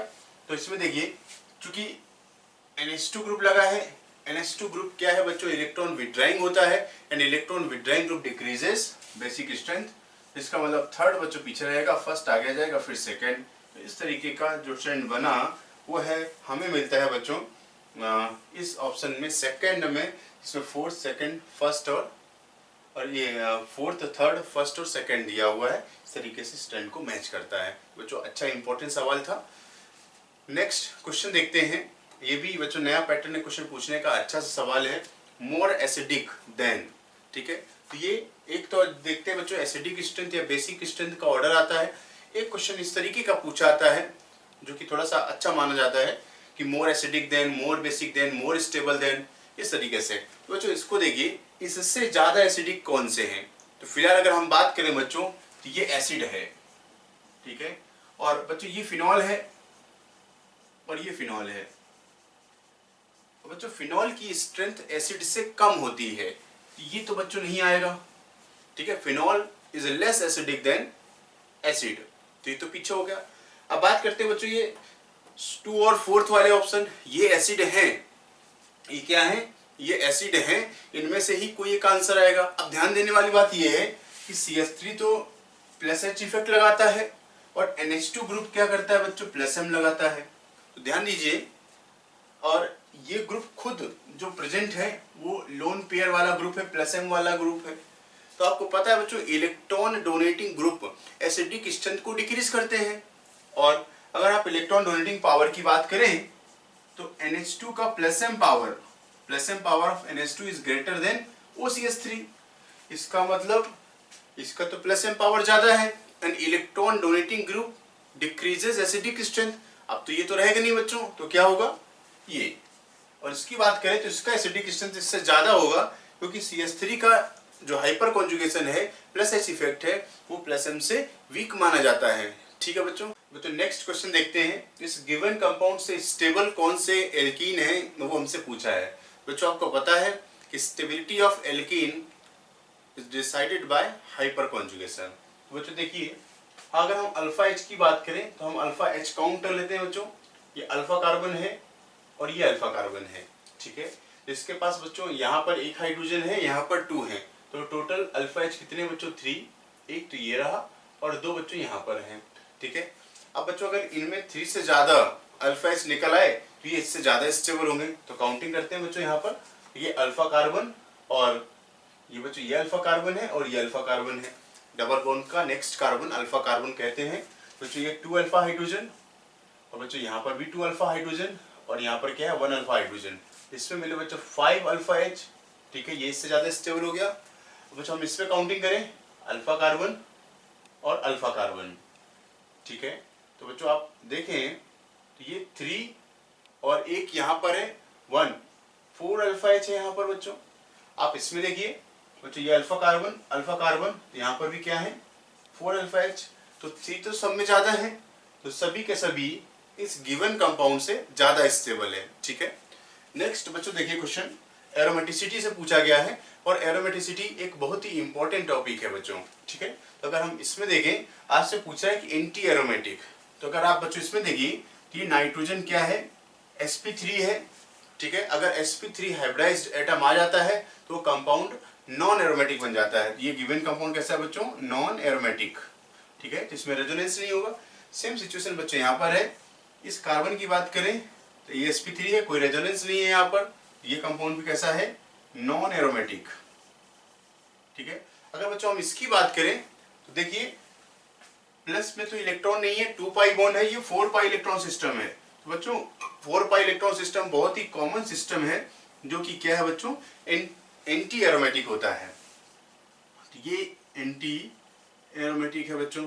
ठीक है, अगर हम बच्चों इसमें बात करें तो यहाँ पर देख लीजिए नाइट्रोजन पर प्रेजेंट पॉजिटिव चार्ज, ये इसका रेजोनेंस का पार्ट नहीं है क्योंकि सिर्फ पाई इलेक्ट्रॉन्स जो है ये मूव करते हैं। तो ये 6 पाई इलेक्ट्रॉन का सिस्टम है। ये सिस्टम क्या है बच्चों एरोमेटिक है। ठीक है, जो एंटी एरोमेटिक सिस्टम है वो ये है 4 पाई इलेक्ट्रॉन वाला।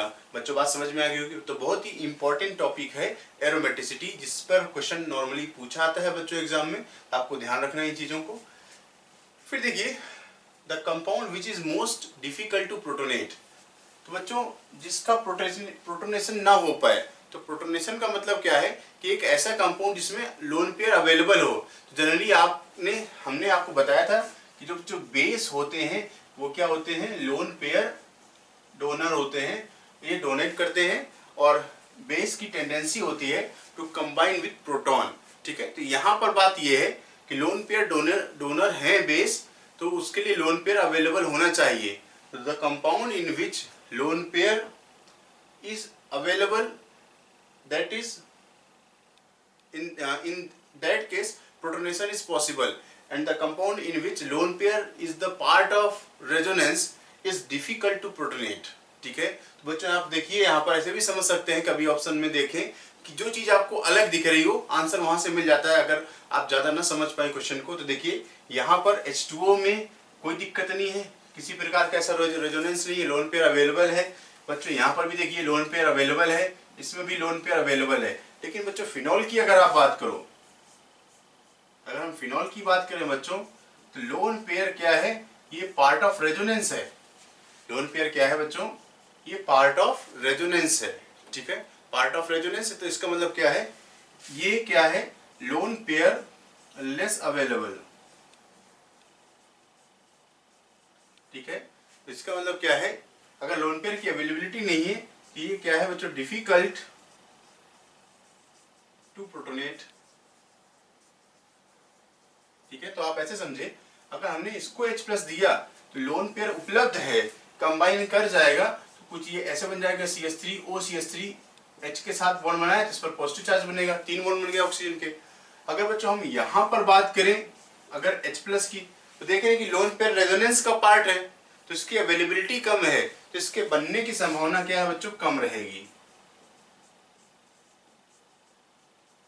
ये तो अगर रेट की बात करें जैसे ये R1 है ये रेट R2 है, अगर रेट को कंपेयर करें कि कौन फास्ट प्रोटोनेट होगा तो बच्चों ये R1 आगे आ जाएगा और R2 पीछे हो जाएगा क्योंकि रेजोनेंस की वजह से लोन पेयर की अवेलेबिलिटी बच्चों क्या है कम रहेगी। बच्चों नेक्स्ट क्वेश्चन देखते हैं जिसमें पूछा है कि which of the following will not tautomerize, जिसमें टॉटोमराइजेशन नहीं होगा। तो आपको पता है कि टॉटोमराइजेशन के लिए अल्फा H या एसिडिक H का प्रेजेंट होना जरूरी है। दूसरी बात बच्चों, ब्रिज हेड पर प्रेजेंट हाइड्रोजन टॉटोमराइजेशन का पार्ट नहीं होता है।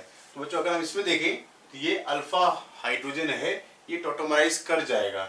अगर बात करें बच्चों इसमें भी अल्फा हाइड्रोजन है, ये टॉटोमराइज कर जाएगा। अब बच्चों इसमें देखिए ये अल्फा कार्बन है जिससे जुड़े हुए हाइड्रोजन है, इसमें टॉटोमराइजेशन होगा। बच्चों हम इसमें बात करें, देखिए ये इसका अल्फा कार्बन है, ये अल्फा कार्बन है और अल्फा कार्बन पर CH3 ग्रुप लगा हुआ है।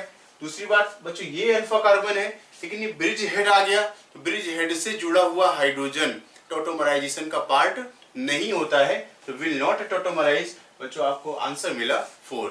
ठीक है, नेक्स्ट क्वेश्चन देखिए बच्चों, मैक्सिमम बेसिक इन नेचर। तो बच्चों आपने पढ़ा है कि बेसिक स्ट्रेंथ में बच्चों जो एलिफेटिक एमीन्स है, एलिफेटिक एमीन्स ये बच्चों आगे होते हैं। ठीक है, तो ऐसा एमीन जिसमें रेजोनेंस ना हो, ठीक है, उसको हम बोलते हैं बच्चों एलिफेटिक एमीन्स। तो बच्चों ये कुछ ऐसा है, इसको सही कर लेते हैं, ये NH। ठीक है बच्चों, इसको देखिए यही एलिफेटिक एमीन है, क्योंकि यहाँ पर देखिए नाइट्रोजन लोन पेयर ये sp2 है, लेकिन ये sp3 और एलिफेटिक है, ये आगे होगा। बच्चों इसमें देखिए यहाँ पर भी रेजोनेंस हो रहा है और बच्चों इसमें भी रेजोनेंस हो रहा है। जहाँ पर रेजोनेंस नहीं है वो, या अवेलेबिलिटी ऑफ लोन पेयर आपको देखनी है, जहाँ पर लोन पेयर की अवेलेबिलिटी ज़्यादा होती है उसमें बेसिक नेचर बच्चों ज़्यादा होता है। ठीक है, क्योंकि बेस का काम क्या है, लोन पेयर को डोनेट करना। नेक्स्ट देखिए इंक्रीजिंग एसिडिटी। बच्चों ये क्वेश्चन ये ऐसा है जिसमें हमने आपको जनरल ट्रेंड बताया था, ये फिनॉल है और ये एसिड, बच्चों ये क्या है, अल्कोहल, और ये है बच्चों अल्काइन। जनरल ट्रेंड में आपको पता है बच्चों एन जो एसिड होते हैं वो सबसे आगे होते हैं, तो बच्चों थर्ड सबसे आगे होगा और वो 3 ऑप्शंस में दिया हुआ है। थर्ड के बाद अगर हम एसिड की बात करें तो एसिड के बाद फिनॉल का नंबर लगता है, और फिनॉल मतलब फर्स्ट वाला, तो थर्ड के बाद बच्चों फर्स्ट ये दिया है, आंसर मिला आपको। ठीक है, फिर सेकंड आएगा अल्कोहल और अल्काइन आएंगे बाद में। तो बच्चों जनरल ऑर्डर आपको याद होगा, एन, इन, अमोनिया आई, दारू पानी फिनॉल मिलाकर कार्बोनिक एसिड पीती है भाभी। ठीक है बच्चों, तो एसिड सबसे आगे होता है, आपको ट्रेंड याद होगा। बाकी कॉन्सेप्ट आपको पता ही है कि एसिड में इक्विवेलेंट रेजोनेटिंग स्ट्रक्चर बनने की वजह से ये सबसे ज्यादा स्टेबल होता है। इसके बाद देखिए फिनॉल में रेजोनेंस है, अल्कोहल में रेजोनेंस नहीं होता। अगर अल्कोहल और अल्काइन की बात करें तो अल्कोहल में ऑक्सीजन पर नेगेटिव चार्ज बनेगा, इसमें कार्बन पर नेगेटिव चार्ज बनेगा, तो O- is more stable then C-। तो एक्सप्लेनेशन भी बच्चों हमने आपको बताया था, लेकिन ऐसे केसेस में जो फॉर्मूला हमने बताया था आपको वो यूजफुल है, बिना किसी हेडेक के हम लगा सकते हैं बच्चों उसको। ठीक है, नेक्स्ट देखिए decreasing order of basic strength पूछा है, तो बच्चों इसमें देखिए ये sp3, ठीक है, lone pair localised,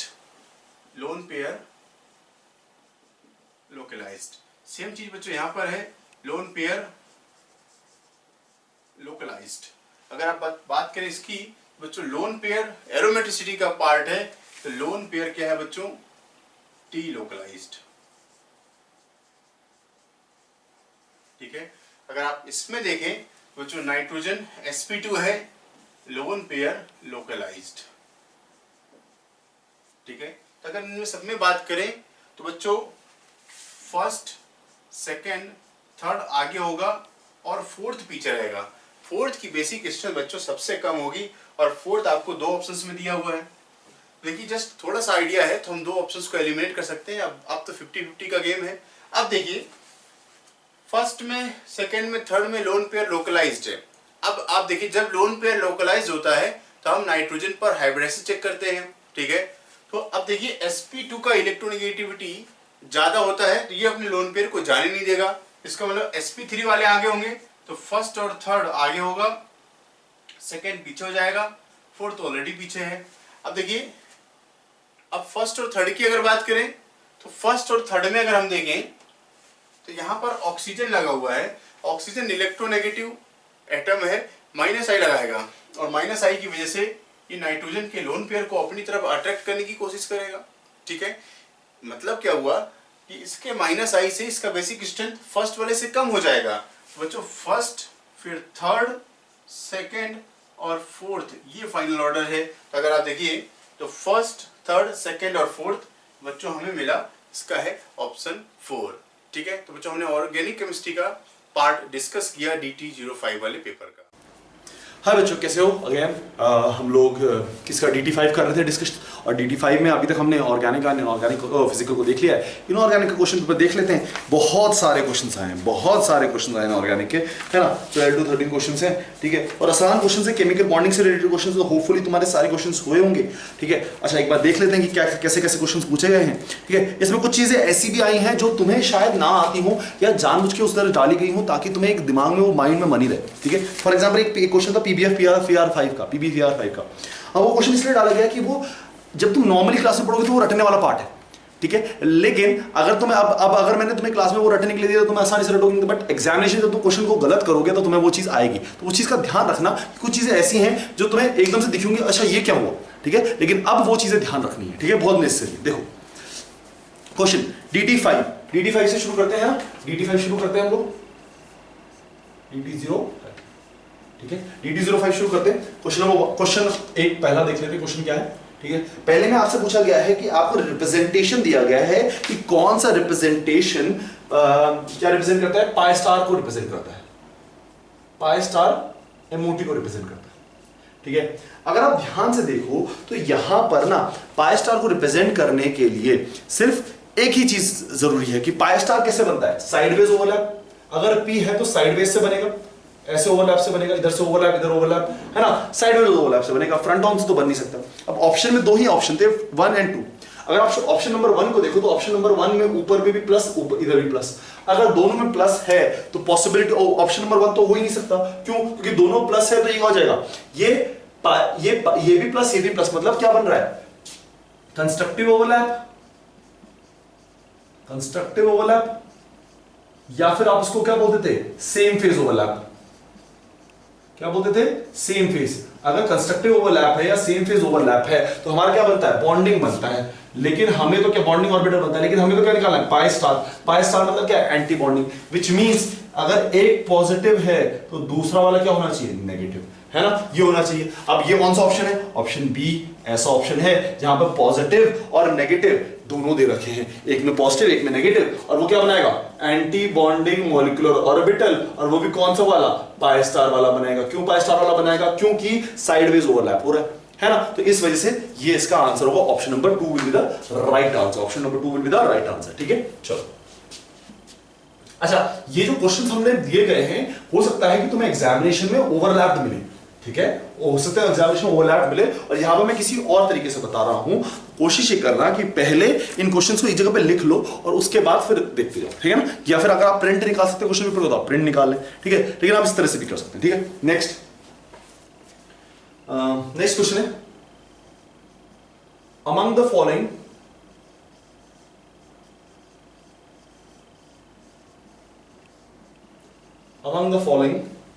which is incorrect, ठीक है। इंपॉर्टेंट वर्ड क्या है, इनकरेक्ट ढूंढना है, करेक्ट नहीं, इनकरेक्ट ढूंढना है, ठीक है। पहला बोला गया है, फर्स्ट ऑप्शन है ClO2 and NO are paramagnetic,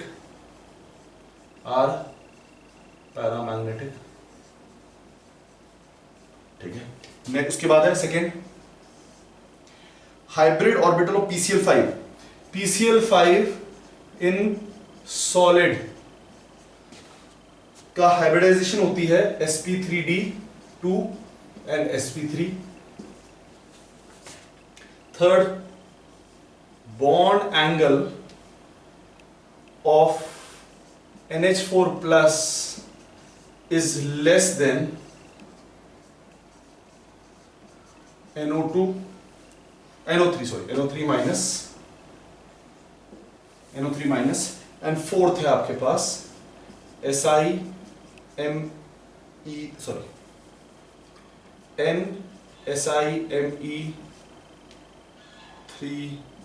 whole thrice is pyramidal like NMe3। अच्छा, ये क्वेश्चन पूछा गया कौन सा इनकरेक्ट। NO पैरामैग्नेटिक, क्यों? क्योंकि 7 + 8 15 इलेक्ट्रॉन, और क्योंकि डायटॉमिक है तो हम MOT से देख सकते हैं पैरामैग्नेटिक होगा 15। ClO2 की जब बात करो तो ClO2 का स्ट्रक्चर कैसा होता है बेटा? ClO2 का स्ट्रक्चर कुछ इस तरह से होता है, देख लो, ठीक है। Cl के पास कितने इलेक्ट्रॉन्स होते हैं? 7, ठीक है। 4 उसने यहां यूज कर लिए, तो एक लोन पेयर में रह गया और एक और इलेक्ट्रॉन में रह गया। और इलेक्ट्रॉन में रह गया तो क्या हो जाएगा? पैरामैग्नेटिक। पैरामैग्नेटिक, तो ये तो पार्ट क्या है? ये तो करेक्ट है ना? हमें इनकरेक्ट ढूंढना है। नेक्स्ट, PCl5 का सॉलिड। जब मैंने पढ़ाया था तो पढ़ाया था कि PCl5 जो है वो सॉलिड स्टेट में PCl6 माइनस और PCl4 प्लस की फॉर्म में रहती है ना? और PCl6 माइनस की फॉर्म में है, जब उसको निकालोगे तो उसका हाइब्रिडाइजेशन आएगा sp3d2। निकालने का तरीका क्या है? Number of lone pairs count कर लो, तो P के पास कितने इलेक्ट्रॉन्स होंगे? 5। नेगेटिव साइन आया तो कितने हो गए? 6। नेगेटिव साइन के साथ 6 आए तो कितना हो गया? 6 इलेक्ट्रॉन्स के पास है। क्लोरीन को कितने चाहिए? 6 इलेक्ट्रॉन। हर एक क्लोरीन को 1 इलेक्ट्रॉन, तो 6 क्लोरीन को 6 इलेक्ट्रॉन। टोटल कितने हो गए? अब लोन पेयर कोई बचेगा? अगर 6 के 6 इलेक्ट्रॉन क्लोरीन को चाहिए तो कोई लोन पेयर बचेगा नहीं, विच मीन जितने बॉन्ड उतने ही हाइब्रिडाइजेशन। तो बॉन्ड कितने? 6 बॉन्ड के हिसाब से sp3d2 हाइब्रिडाइजेशन आपकी बन जाएगी। इसमें भी यही चीज होगी और इसमें हाइब्रिडाइजेशन हो जाएगी sp3। तो ये भी करेक्ट है कि sp3d2 और sp3 हाइब्रिडाइजेशन होगी, ठीक है। Bond angle of NH4+ is less than NO3। अब जब NO3 का बॉन्ड एंगल देखोगे तो बॉन्ड एंगल कितना आएगा NO3? अराउंड 120 डिग्री के आसपास NO3 आएगा, है ना? 120 डिग्री के आसपास। और जब NH4 का देखोगे तो NH4 का बॉन्ड एंगल कितना आएगा बेटा? NH4 का बॉन्ड एंगल आएगा आपका 109 के आसपास, है ना? 109 के आसपास बॉन्ड एंगल। तो ऑटोमेटिकली इसकी हाइब्रिडेशन sp3 है, इसकी हाइब्रिडेशन sp2 है, तो जिसका हाइब्रिडेशन कम है वहां पर बॉन्ड एंगल ज्यादा होगा, ठीक है। नेक्स्ट, अच्छा, तो ये भी करेक्ट है। तो ऑप्शन ऑटोमेटिकली ऑप्शन 4 बन जाता है, क्योंकि ऊपर वाले 3 सारे के सारे करेक्ट है। बट फिर भी ऑप्शन 4 को एक बार देख लेते हैं, है ना? देखो, जब ऑप्शन 4 को देखते हैं तो ऑप्शन 4 में आपके पास क्या है? N है, और N के साथ SiMe होल थ्राइस लगाए, SiMe होल थ्राइस लगाए, SiMe होल थ्राइस लगाए, ठीक है। और जब आप NH3 को देखते हो तो NM3 लगाए, तो NCH3 CH3 ये लगाए, है ना? इस तरह से लगाए, ठीक है। अब अगर आप देखो तो SI ना थर्ड पीरियड का एलिमेंट है। थर्ड पीरियड का एलिमेंट मतलब इसमें एम्प्टी ऑर्बिटल होगा और इसके पास लोन पेयर है। तो लोन पेयर क्या करता है? इसके साथ बैक बॉन्डिंग बना सकता है, व्हिच मींस लोन पेयर किसमें पार्टिसिपेट करने लग गया? बैक बॉन्डिंग में पार्टिसिपेट करने लग गया, लोन पेयर का डोनेशन होने लग गया। अब अगर लोन पेयर ही प्रेजेंट नहीं है और इसमें डबल बॉन्ड कैरेक्टर आ चुका है, इसमें डबल बॉन्ड कैरेक्टर आ चुका है, तो इसका जो स्ट्रक्चर होगा वो कुछ इस तरह से बनेगा। देखो, लोन पेयर प्रेजेंट नहीं है, डबल बॉन्ड कैरेक्टर आ चुका है, तो SME3 इस तरह से, इसमें डबल बॉन्ड पार्ट, इसमें डबल बॉन्ड पार्ट, इसमें डबल बॉन्ड पार्ट। जबकि इसमें तो लोन पेयर है, क्योंकि ये बैक बॉन्डिंग कर ही नहीं सकता, बैक बॉन्डिंग पॉसिबल है ही, क्योंकि इसमें लोन पेयर बैक बॉन्डिंग कर रहा है, तो इसका स्ट्रक्चर क्या हो जाएगा? Trigonal planar. ट्रायंगुलर प्लेनर भी बोल सकते हैं, ट्रायगोनल प्लेनर भी बोल सकते हैं, है ना? ट्रायंगुलर प्लेनर भी बोल सकते हैं, ट्रायगोनल प्लेनर भी बोल सकते हैं। तो ट्रायंगुलर प्लेनर हो जाएगा और इसका क्या हो जाएगा? पिरामिडल। तो दोनों का क्या हो गया? स्ट्रक्चर अलग अलग हो गया, शेप अलग अलग हो गया। इस वजह से ये आंसर क्या है? गलत। सही, मतलब इनकरेक्ट पूछा है तो इनकरेक्ट के साथ ये आंसर सही है कि ये चीजें गलत है। ये जो आपने स्टेटमेंट बोला है, ये स्टेटमेंट क्या है? गलत है, ठीक है ना? तो इस तरह से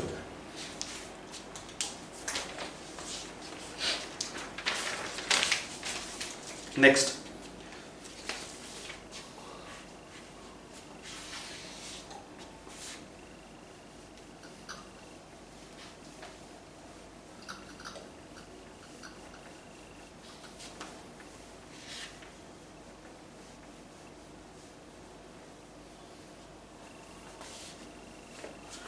आपका क्या हो गया? क्वेश्चन नंबर 3 हो गया, फिर क्वेश्चन नंबर 3।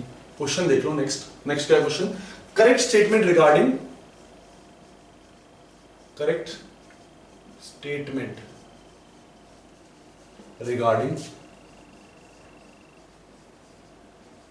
PCl5। PCl5 के लिए करेक्ट स्टेटमेंट बतानी है कि पहला स्टेटमेंट क्या है? पहला स्टेटमेंट बोला है all PCl5 bond lengths are equal. All PCl bond lengths are equal, ये बोला गया है ना। नेक्स्ट बोला गया है कि सेकेंड कि PCl axial bond length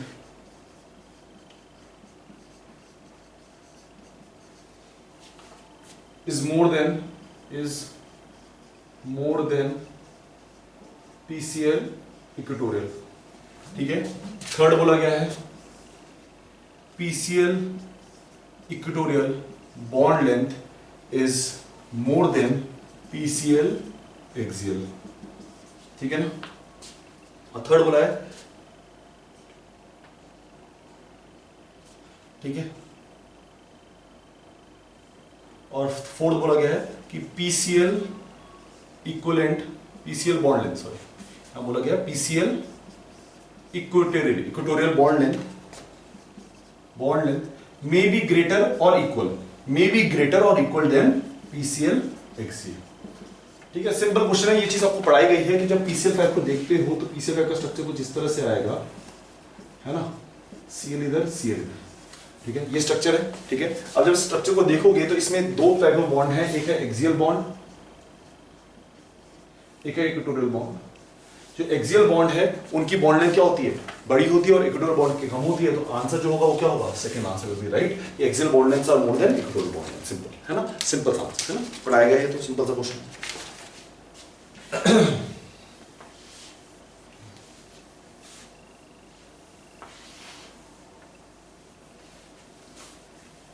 next, during oxidation in which of the following bond order increases, bond oxidation के दौरान बॉन्ड ऑर्डर किस में इंक्रीज होगा। तो क्वेश्चन है कि during oxidation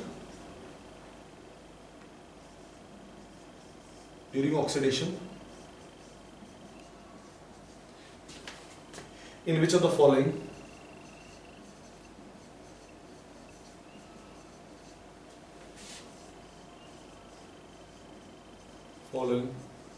bond order increases, ठीक है। पहला, फर्स्ट है आपके पास N2, सेकेंड आपके पास C2, थर्ड आपके पास O2 माइनस, एंड फोर्थ है आपके पास नन, ठीक है। अगर आप इसको ऑक्सीडाइज करोगे तो क्या बन जाएगा, N2 प्लस, इसको ऑक्सीडाइज करोगे तो क्या बन जाएगा, C2 प्लस, इसको ऑक्सीडाइज करोगे तो क्या बनेगा, O2। इसमें 14 इलेक्ट्रॉन्स, इसमें 13 इलेक्ट्रॉन्स, ठीक है। 14 से 13 में जा रहा तो बॉन्ड ऑर्डर क्या करेगा, डिक्रीज करेगा, अगेन गलत हो जाता है। C2 कितने इलेक्ट्रॉन्स, यहाँ पे कितने होंगे, 12 से कहां जा रहा है, 11, बॉन्ड ऑर्डर डिक्रीज करेगा, इलेक्ट्रॉन डिक्रीज करें, यहाँ पे कितने हैं 17 से कहां जा रहा है 16, बॉन्ड ऑर्डर क्या करेगा, इंक्रीज करेगा। This will be the right answer, answer 3 is the right answer, where during oxidation bond order increasing. अब ऑक्सीडेशन का मतलब क्या है, एक इलेक्ट्रॉन निकलना, खुद को ऑक्सीडाइज करना, दैट इज ऑक्सीडेशन। तो इलेक्ट्रॉन जब निकल रहा होगा तो खुद को ऑक्सीडाइज करेगा, इलेक्ट्रॉन को निकालने का सिस्टम दिखना आपको बस, है ना, सिंपल चीज। चलो नेक्स्ट क्वेश्चन पूछा गया, choose the correct pair regarding dipole. Choose the correct pair regarding dipole. Dipole के लिए करेक्ट पेयर चूज कीजिए। पहला, फर्स्ट आपके पास है CH3Cl is greater than CH3F. Second, NH3 is greater than NF3. Third, HF is greater than HCl. और fourth है all. ये आपसे पूछा गया, ठीक है, आपको इसका बताना है। कैसे बताओगे, देखो CH3Cl की जब आप बात करते हो, CH3F की जब आप बात करते हो, तो CH3Cl में CH का साइज बड़ा है, और जब Cl का साइज बड़ा होता है तो उसकी वजह से क्या हो जाता है, साइज बड़े होने की वजह से इसमें डोमिनेटिंग रोल साइज प्ले करता है, क्योंकि डाइपोल मोमेंट जो है it is equal to Q into D।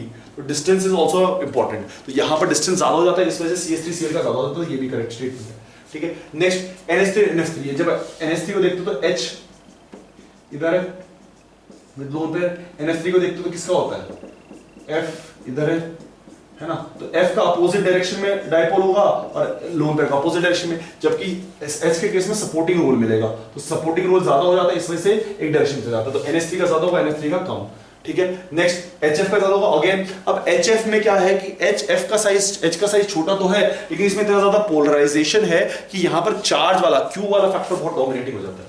तो एक्सेप्ट दिस, बाकी सारे Cl और H के, Cl और F का जब भी केस आएगा, एक्सेप्ट दिस, बाकी सब में साइज डोमिनेटिंग होगा, बट इसमें चार्ज डोमिनेटिंग होगा, इसमें थर्ड भी सही है, which means all the three are same, right. तो आंसर क्या होगा, all the three are right, तो आंसर क्या होगा, 4, है ना, ठीक है। चलो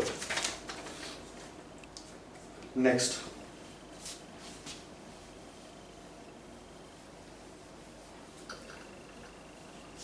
नेक्स्ट पूछा गया correct order of pair of nodal surface. आपको नोडल प्लेन बताना है, क्वेश्चन है ना, नोडल प्लेन बताना है।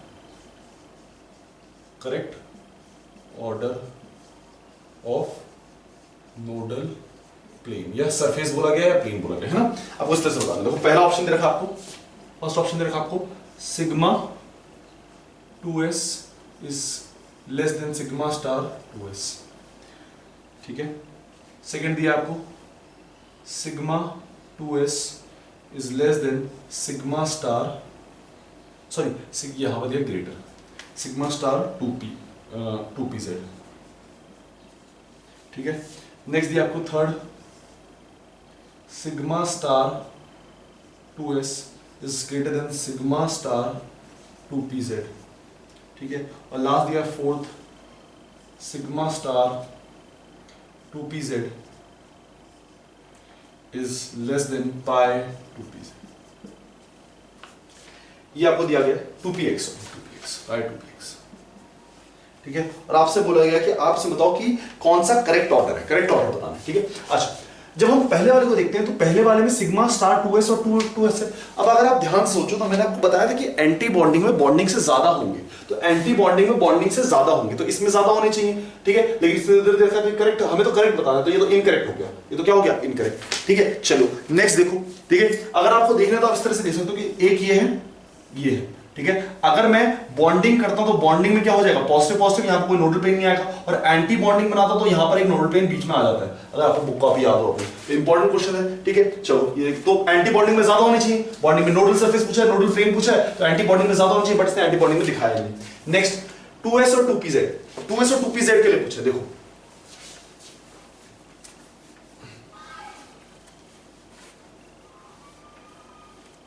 ठीक है। सिग्मा स्टार 2s और 2pz, तो सिग्मा स्टार 2s में मतलब कोई भी नोडल प्लेन नहीं होगा। जब भी 2s करता है, जब भी s करता है तो उसमें कोई नोडल प्लेन नहीं आता, जब सिग्मा स्टार हो, सिग्मा हो, ठीक है। तो विच मींस क्या होगा, 2s ये है, 2s ये है, ठीक है। तो 2s कंबाइन करके कुछ इस तरह से बन गया no nodal plane, zero nodal planes. जबकि 2pz में देखोगे, 2pz में कैसा है, सिग्मा स्टार बन रहा है तो कुछ एक इस तरह से आएगा, एक इस तरह से आएगा, इधर प्लस होगा, इधर माइनस होगा। जब ये कंबाइन करेंगे तो बीच में ना, यहां पर देखो, जब ये कंबाइन करेंगे तो कुछ इस तरह से छोटा सा, इस तरह से यहां पर एक नोडल प्लेन बन जाता है प्लस माइनस के साथ, और एक नोडल प्लेन यहां है, एक नोडल प्लेन यहां है। यहां पर कितने नोडल प्लेन है, 3 नोडल प्लेन है, और ऊपर पे कितने नोडल प्लेन है, 0 नोडल प्लेन है, तो इसका ज्यादा होना चाहिए, तो यहां पर ज्यादा दे रखा था, सही है, ठीक है। बाकी आपको कैलकुलेट करने की जरूरत नहीं थी, बट फिर भी देख लो कि कैसे कैसे हो रहा है। नेक्स्ट क्या पूछा है, sigma star 2s sigma star 2pz।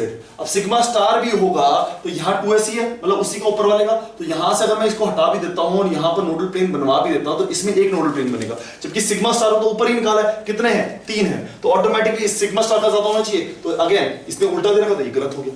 Last का पूछा आपको सिग्मा स्टार 2pz, लास्ट पूछा आपको सिग्मा स्टार 2pz, ठीक है। तो सिग्मा स्टार 2pz तो ये बनाए रखा है, 3 है, और क्या बोला, पाई 2px बोला है। तो पाई 2px कैसे बनता है बेटा, पाई 2px बनेगा कुछ इस तरह से, ठीक है ना, प्लस प्लस माइनस माइनस, पाई 2px कुछ इस तरह से बनेगा, तो कुछ इस तरह से बनता है पाई 2px। अगर आपने कॉपी में देखा हो तो कॉपी में मैंने कुछ इस तरह से बनाया है, कुछ इस तरह से बनाया पाई 2px प्लस माइनस। तो इसमें कितना नोडल प्लेन है, इसमें एक नोडल प्लेन है, इसमें 3 नोडल प्लेन है, ऑटोमेटिकली किसका ज्यादा होना चाहिए, सिग्मा स्टार 2pz का ज्यादा होना चाहिए, लेकिन उसने किसका दे रखा है, पाई स्टार, तो ये भी गलत हो जाता है। तो आंसर क्या होगा इसका 2, आंसर क्या होगा इसका 2, है ना। चलो next,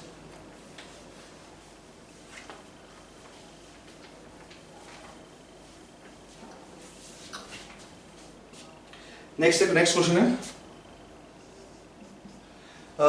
regarding hydrogen bonding and bond strength and boiling point. आपको ये बताना है कि हाइड्रोजन बॉन्डिंग बॉन्ड स्ट्रेंथ और बॉइलिंग पॉइंट बताना है किसके बीच में, HF एंड H2O के बीच में। तो जब मैं बॉन्ड स्ट्रेंथ की बात करता हूं तो HF की bond strength is greater than H2O, तो सिंपल चीज है। लेकिन बॉइलिंग पॉइंट H2O का ज्यादा है HF से, ऐसा क्यों है, क्योंकि देखो बॉन्ड स्ट्रेंथ तो ऑटोमेटिकली इसकी ज्यादा है, क्योंकि इसके पास ज्यादा चार्ज सेपरेशन है, ज्यादा चार्ज सेपरेशन है तो ज्यादा बॉन्ड स्ट्रेंथ HF क्यों। लेकिन जब आप इसकी बॉन्ड बॉइलिंग पॉइंट की बात करते हो तो बॉइलिंग पॉइंट में आता है एक्सटेंट ऑफ हाइड्रोजन बॉन्डिंग, कितनी हाइड्रोजन बॉन्डिंग हो रही है। अब HF मैक्स टू मैक्स एक HF मॉलिक्यूल 2 हाइड्रोजन बॉन्डिंग कर सकता है, जबकि H2O जो है वो 4 हाइड्रोजन बॉन्डिंग करता है। और 4 हाइड्रोजन बॉन्डिंग की वजह से क्या होता है कि इसमें एक नंबर ऑफ हाइड्रोजन बॉन्डिंग ज्यादा है, तो इस केस क्या हो जाएगा, बॉइलिंग पॉइंट ज्यादा हो जाता है। इस वजह से बॉइलिंग पॉइंट में हम एक्सटेंट देखते हैं और बॉन्ड स्ट्रेंथ में तो हम नॉर्मल सेपरेशन देख रहे हैं। तो बॉन्ड स्ट्रेंथ किसका ज्यादा होगा, HF का, मतलब कौन सा, हाइड्रोजन बॉन्ड स्ट्रेंथ है ना, हाइड्रोजन बॉन्ड स्ट्रेंथ की बात करें, हाइड्रोजन बॉन्ड स्ट्रेंथ किसका ज्यादा होगा, HF का, ठीक है। और बॉइलिंग पॉइंट किसका होगा, H2O का। तो ये ऐसा आंसर आपके पास सिर्फ एक ही है, वो है option number 1। Option number 1 is the right answer, option number 1 is the right answer, ठीक है। नेक्स्ट क्वेश्चन,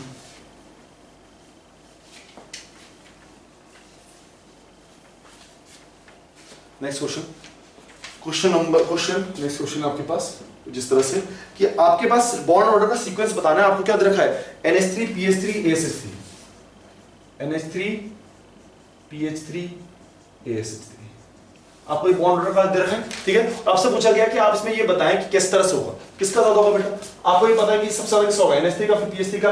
ये तो बॉन्ड, ये तो हाइब्रिडाइज्ड नहीं है, तो दीज आर ड्रैगो कंपाउंड, और ड्रैगो कंपाउंड का बॉन्ड ऑर्डर क्या होता है, अप्रोक्सीमेटली नियर टू 90 डिग्री। तो ये तो 90 डिग्री के आसपास है, ये 90 डिग्री से बहुत ज्यादा, तो NH3 के सबसे ज्यादा। और इन दोनों में अगर देखोगे तो किसके बेसिस पे देखो, सेंट्रल एटम के इलेक्ट्रोनेगेटिविटी बेसिस, जिसकी इलेक्ट्रोनेगेटिविटी ज्यादा उसका बॉन्ड ऑर्डर ज्यादा। तो क्वेश्चन ये पूछा गया था, बॉन्ड ऑर्डर ऑप्शन 1 था इसमें जो कि करेक्ट था, ऑप्शन 1 था इसमें जो करेक्ट था, ठीक है। इस तरह से आपको उसको करना है। Next, the compound in which sp mixing is present, आपसे पूछा गया किसमें sp मिक्सिंग प्रेजेंट है, ठीक है। sp मिक्सिंग इज प्रेजेंट, ये क्वेश्चन पूछा गया आपसे,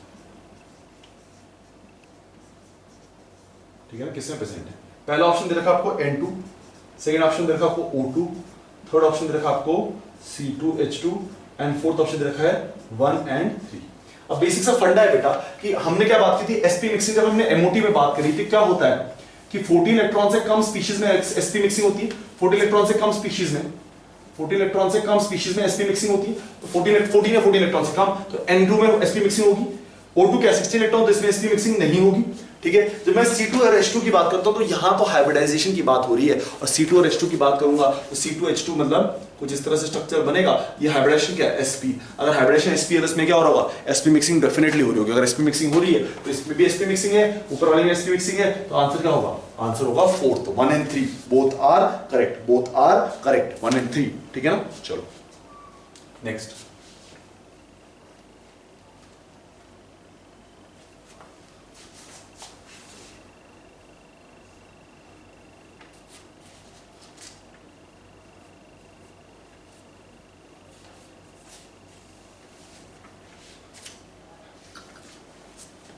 ठीक है। नेक्स्ट क्वेश्चन जो आपसे पूछा गया है वो ना एक ऐसा क्वेश्चन है जो आपको याद रहना चाहिए, मतलब आप उसमें मतलब कॉन्सेप्ट नहीं लगा सकते एग्जामिनेशन में अगर अंटिल अनलेस आपको याद है, ठीक है। क्यों, क्योंकि वो बहुत ही डिफरेंट तरह का क्वेश्चन है और उसमें कॉन्सेप्ट लगाने की पॉसिबिलिटी थोड़ी सी कम रहती है। क्या क्वेश्चन पूछा गया है, हाइब्रिडाइजेशन ऑफ पी, क्वेश्चन पूछा गया है hybridisation of P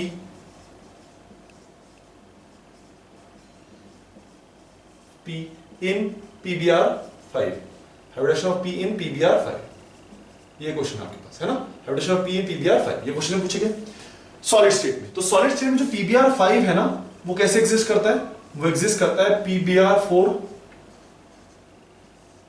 plus NBr minus की फॉर्म में। अगर वो ऐसे एग्जिस्ट करता है तो PBr4 का जो बॉन्ड वो हाइब्रिडेशन होगी वो क्या होगी, sp3। PBr4 की हाइब्रिडेशन ऑफ PBr4 प्लस की जो हाइब्रिडेशन है वो क्या है, sp3। तो यहां से sp3 वैसे दिखने का कैसे दिख रहा है PBr4, लेकिन ये PBr4 है सॉलिड स्टेट में नहीं है। सॉलिड स्टेट में कुछ इस तरह से एग्जिस्ट करता है PBr4 प्लस और PBr माइनस, क्योंकि आपको पता है कि सॉलिड स्टेट में आयनिक फॉर्म में रहना चाहिए कंपाउंड, तो इस तरह से एग्जिस्ट करता है। और इस तरह से अगर आप इसकी हाइब्रिडेशन निकालोगे तो sp3 आएगी। तो ऑप्शन था आपका 2 जो करेक्ट था, ठीक है। Question next, in which of the following back bonding is taking place, आपको क्वेश्चन दे रखा है कौन से back bonding is taking place, है ना, इज टेकिंग प्लेस, ये पूछा गया, ठीक है। ऑप्शन में आपके पास है पहला PF3A, बी ऑप्शन दे रखा आपको PH3, ठीक है। सी ऑप्शन दे रखा आपको NH3 एंड डी ऑप्शन दे रखा आपको डी ऑप्शन दे रखा आपको NF3। अब आपको ये पता है कि NH3 और NF3 तो बैक बॉन्डिंग कर ही नहीं सकते, क्योंकि ये भी इन दोनों सेकंड पीरियड एलिमेंट्स, ये तो फर्स्ट पीरियड एलिमेंट, ये second period element. Second period element second element. हमने एक बार खास बात कही थी कि जब भी आपको बैक बॉन्डिंग करनी है तो एटलीस्ट एक थर्ड पीरियड एलिमेंट चाहिए, क्योंकि उसके पास एम्प्टी ऑर्बिटल होता है, या फिर जैसे बोरॉन है उसके पास एम्प्टी ऑर्बिटल पड़ा है तो वो होना चाहिए। अब सेकेंडरी पीरियड एलिमेंट जो नॉन मेटल की तरफ है उनके पास कोई एम्प्टी ऑर्बिटल नहीं होता, तो इसमें बैक बॉन्डिंग पॉसिबल नहीं, इसमें बैक बॉन्डिंग पॉसिबल नहीं। इसमें बैक बॉन्डिंग पॉसिबल है क्या, देखो फॉस्फोरस के पास लोन पेयर तो है बट हाइड्रोजन के पास एम्प्टी ऑर्बिटल नहीं है, तो इसमें भी बैक बॉन्डिंग पॉसिबल नहीं है। जब इसकी बात आती है तो बिल्कुल फ्लोरीन के पास लोन पेयर, फॉस्फोरस का एम्प्टी ऑर्बिटल, तो उसमें बैक बॉन्डिंग पॉसिबल है। कैसी होगी, फॉस्फोरस और फ्लोरीन, फ्लोरीन फॉस्फोरस को डोनेट कर रहा होगा, ठीक है, इस तरह से back bonding possible. Next last question में क्या पूछा गया है कि आपके पास है XeF3 plus and XeF5 minus, XeF5 plus, ठीक है, और आपसे बोला गया कि आपको इनका शेप बताना है कि क्या शेप होगा, ठीक है, कैसे शेप होगा, रिस्पेक्टिवली शेप बताना। अब ध्यान से देखो, XeF5 प्लस की बात करेंगे तो आप इसमें हाइब्रिडेशन निकाल लो। पहली चीज हाइब्रिडेशन जब आप निकालोगे तो क्या होगा, पहले तो लोन पेयर निकाल लो, ठीक है। अगर आप लोन पेयर निकाल दो तो Xe के पास कितने इलेक्ट्रॉन्स है, इलेक्ट्रॉन्स, वैलेंस इलेक्ट्रॉन्स कितने हैं, वैलेंस इलेक्ट्रॉन्स देखो XeF प्लस है तो 8 इलेक्ट्रॉन्स होते हैं, Xe के पास प्लस के साथ कितने हो जाएंगे, 7 electrons needed by side atoms कितने हैं, एक फ्लोरीन को 1 इलेक्ट्रॉन, 3 फ्लोरीन को 3 इलेक्ट्रॉन, ठीक है। अब ये हो गया आपका valence electron, electron needed, loan pair कितने हो जाएंगे बेटा आपके पास, 2 लोन पेयर, तो 2 लोन पेयर हो गए, और एटम्स अटैच कितने हो गए आपके पास, 2 लोन पेयर। कैसे, अगर आप ध्यान से देखें 7 - 3/2 is equal to 2, 2 lone pair. Atoms attach कितने हैं बेटा आपके पास, एटम्स अटैच है आपके पास 3 एटम्स अटैच, 2 लोन पेयर कितने हो गए, 5। अगर 5 आपका आंसर आया है तो स्ट्रक्चर कैसा बनेगा, स्ट्रक्चर कुछ इस तरह से बनेगा, देखते जाओ। Xe लोन पेयर F और F, कुछ इस तरह से बनेगा। और इसका शेप क्या है, लोन पेयर को छुपा दो तो क्या हो जाएगा, बेंट टी, क्योंकि ये थोड़ा सा बेंट रहता है तो बेंट टी शेप है ना, कैसा शेप है, bent T shape, bent T shape, इसका शेप है बेंट टी शेप। XeF5 की बात करें, अब XeF5 की बात करें तो Xe में कितने इलेक्ट्रॉन्स, अगेन वैलेंस इलेक्ट्रॉन्स 7 ही, ठीक है, electrons needed by side atoms कितने हैं, 3, ठीक है, लोन पेयर कितने हो जाएंगे, अब लोन पेयर कम हो जाएंगे, देखो sorry, valence electron needed by side atom 5, loan pair कितने हो जाएंगे, 1 लोन पेयर। अगर लोन पेयर 1 है, एटम्स अटैच कितने हैं, 5, तो हाइब्रिडेशन क्या हो जाएगी, स्टेरिक नंबर आ जाएगा आपके पास, स्टेरिक नंबर आ जाएगा आपके पास, स्टेरिक नंबर कितना आएगा आपके पास, 6, स्टेरिक नंबर इज 6। अगर स्टेरिक नंबर 6 है तो हाइब्रिडेशन कितनी हो जाएगी बेटा आपके पास, sp3d2 है ना, sp3d2 आपकी स्टेरिक नंबर हो जाएगा, है ना। इसमें कितना था, 5 था, उसमें sp3d2। अब अगर इसको बनाओगे तो कैसे बनाओगे, इसको इस तरह से बनाओ, Xe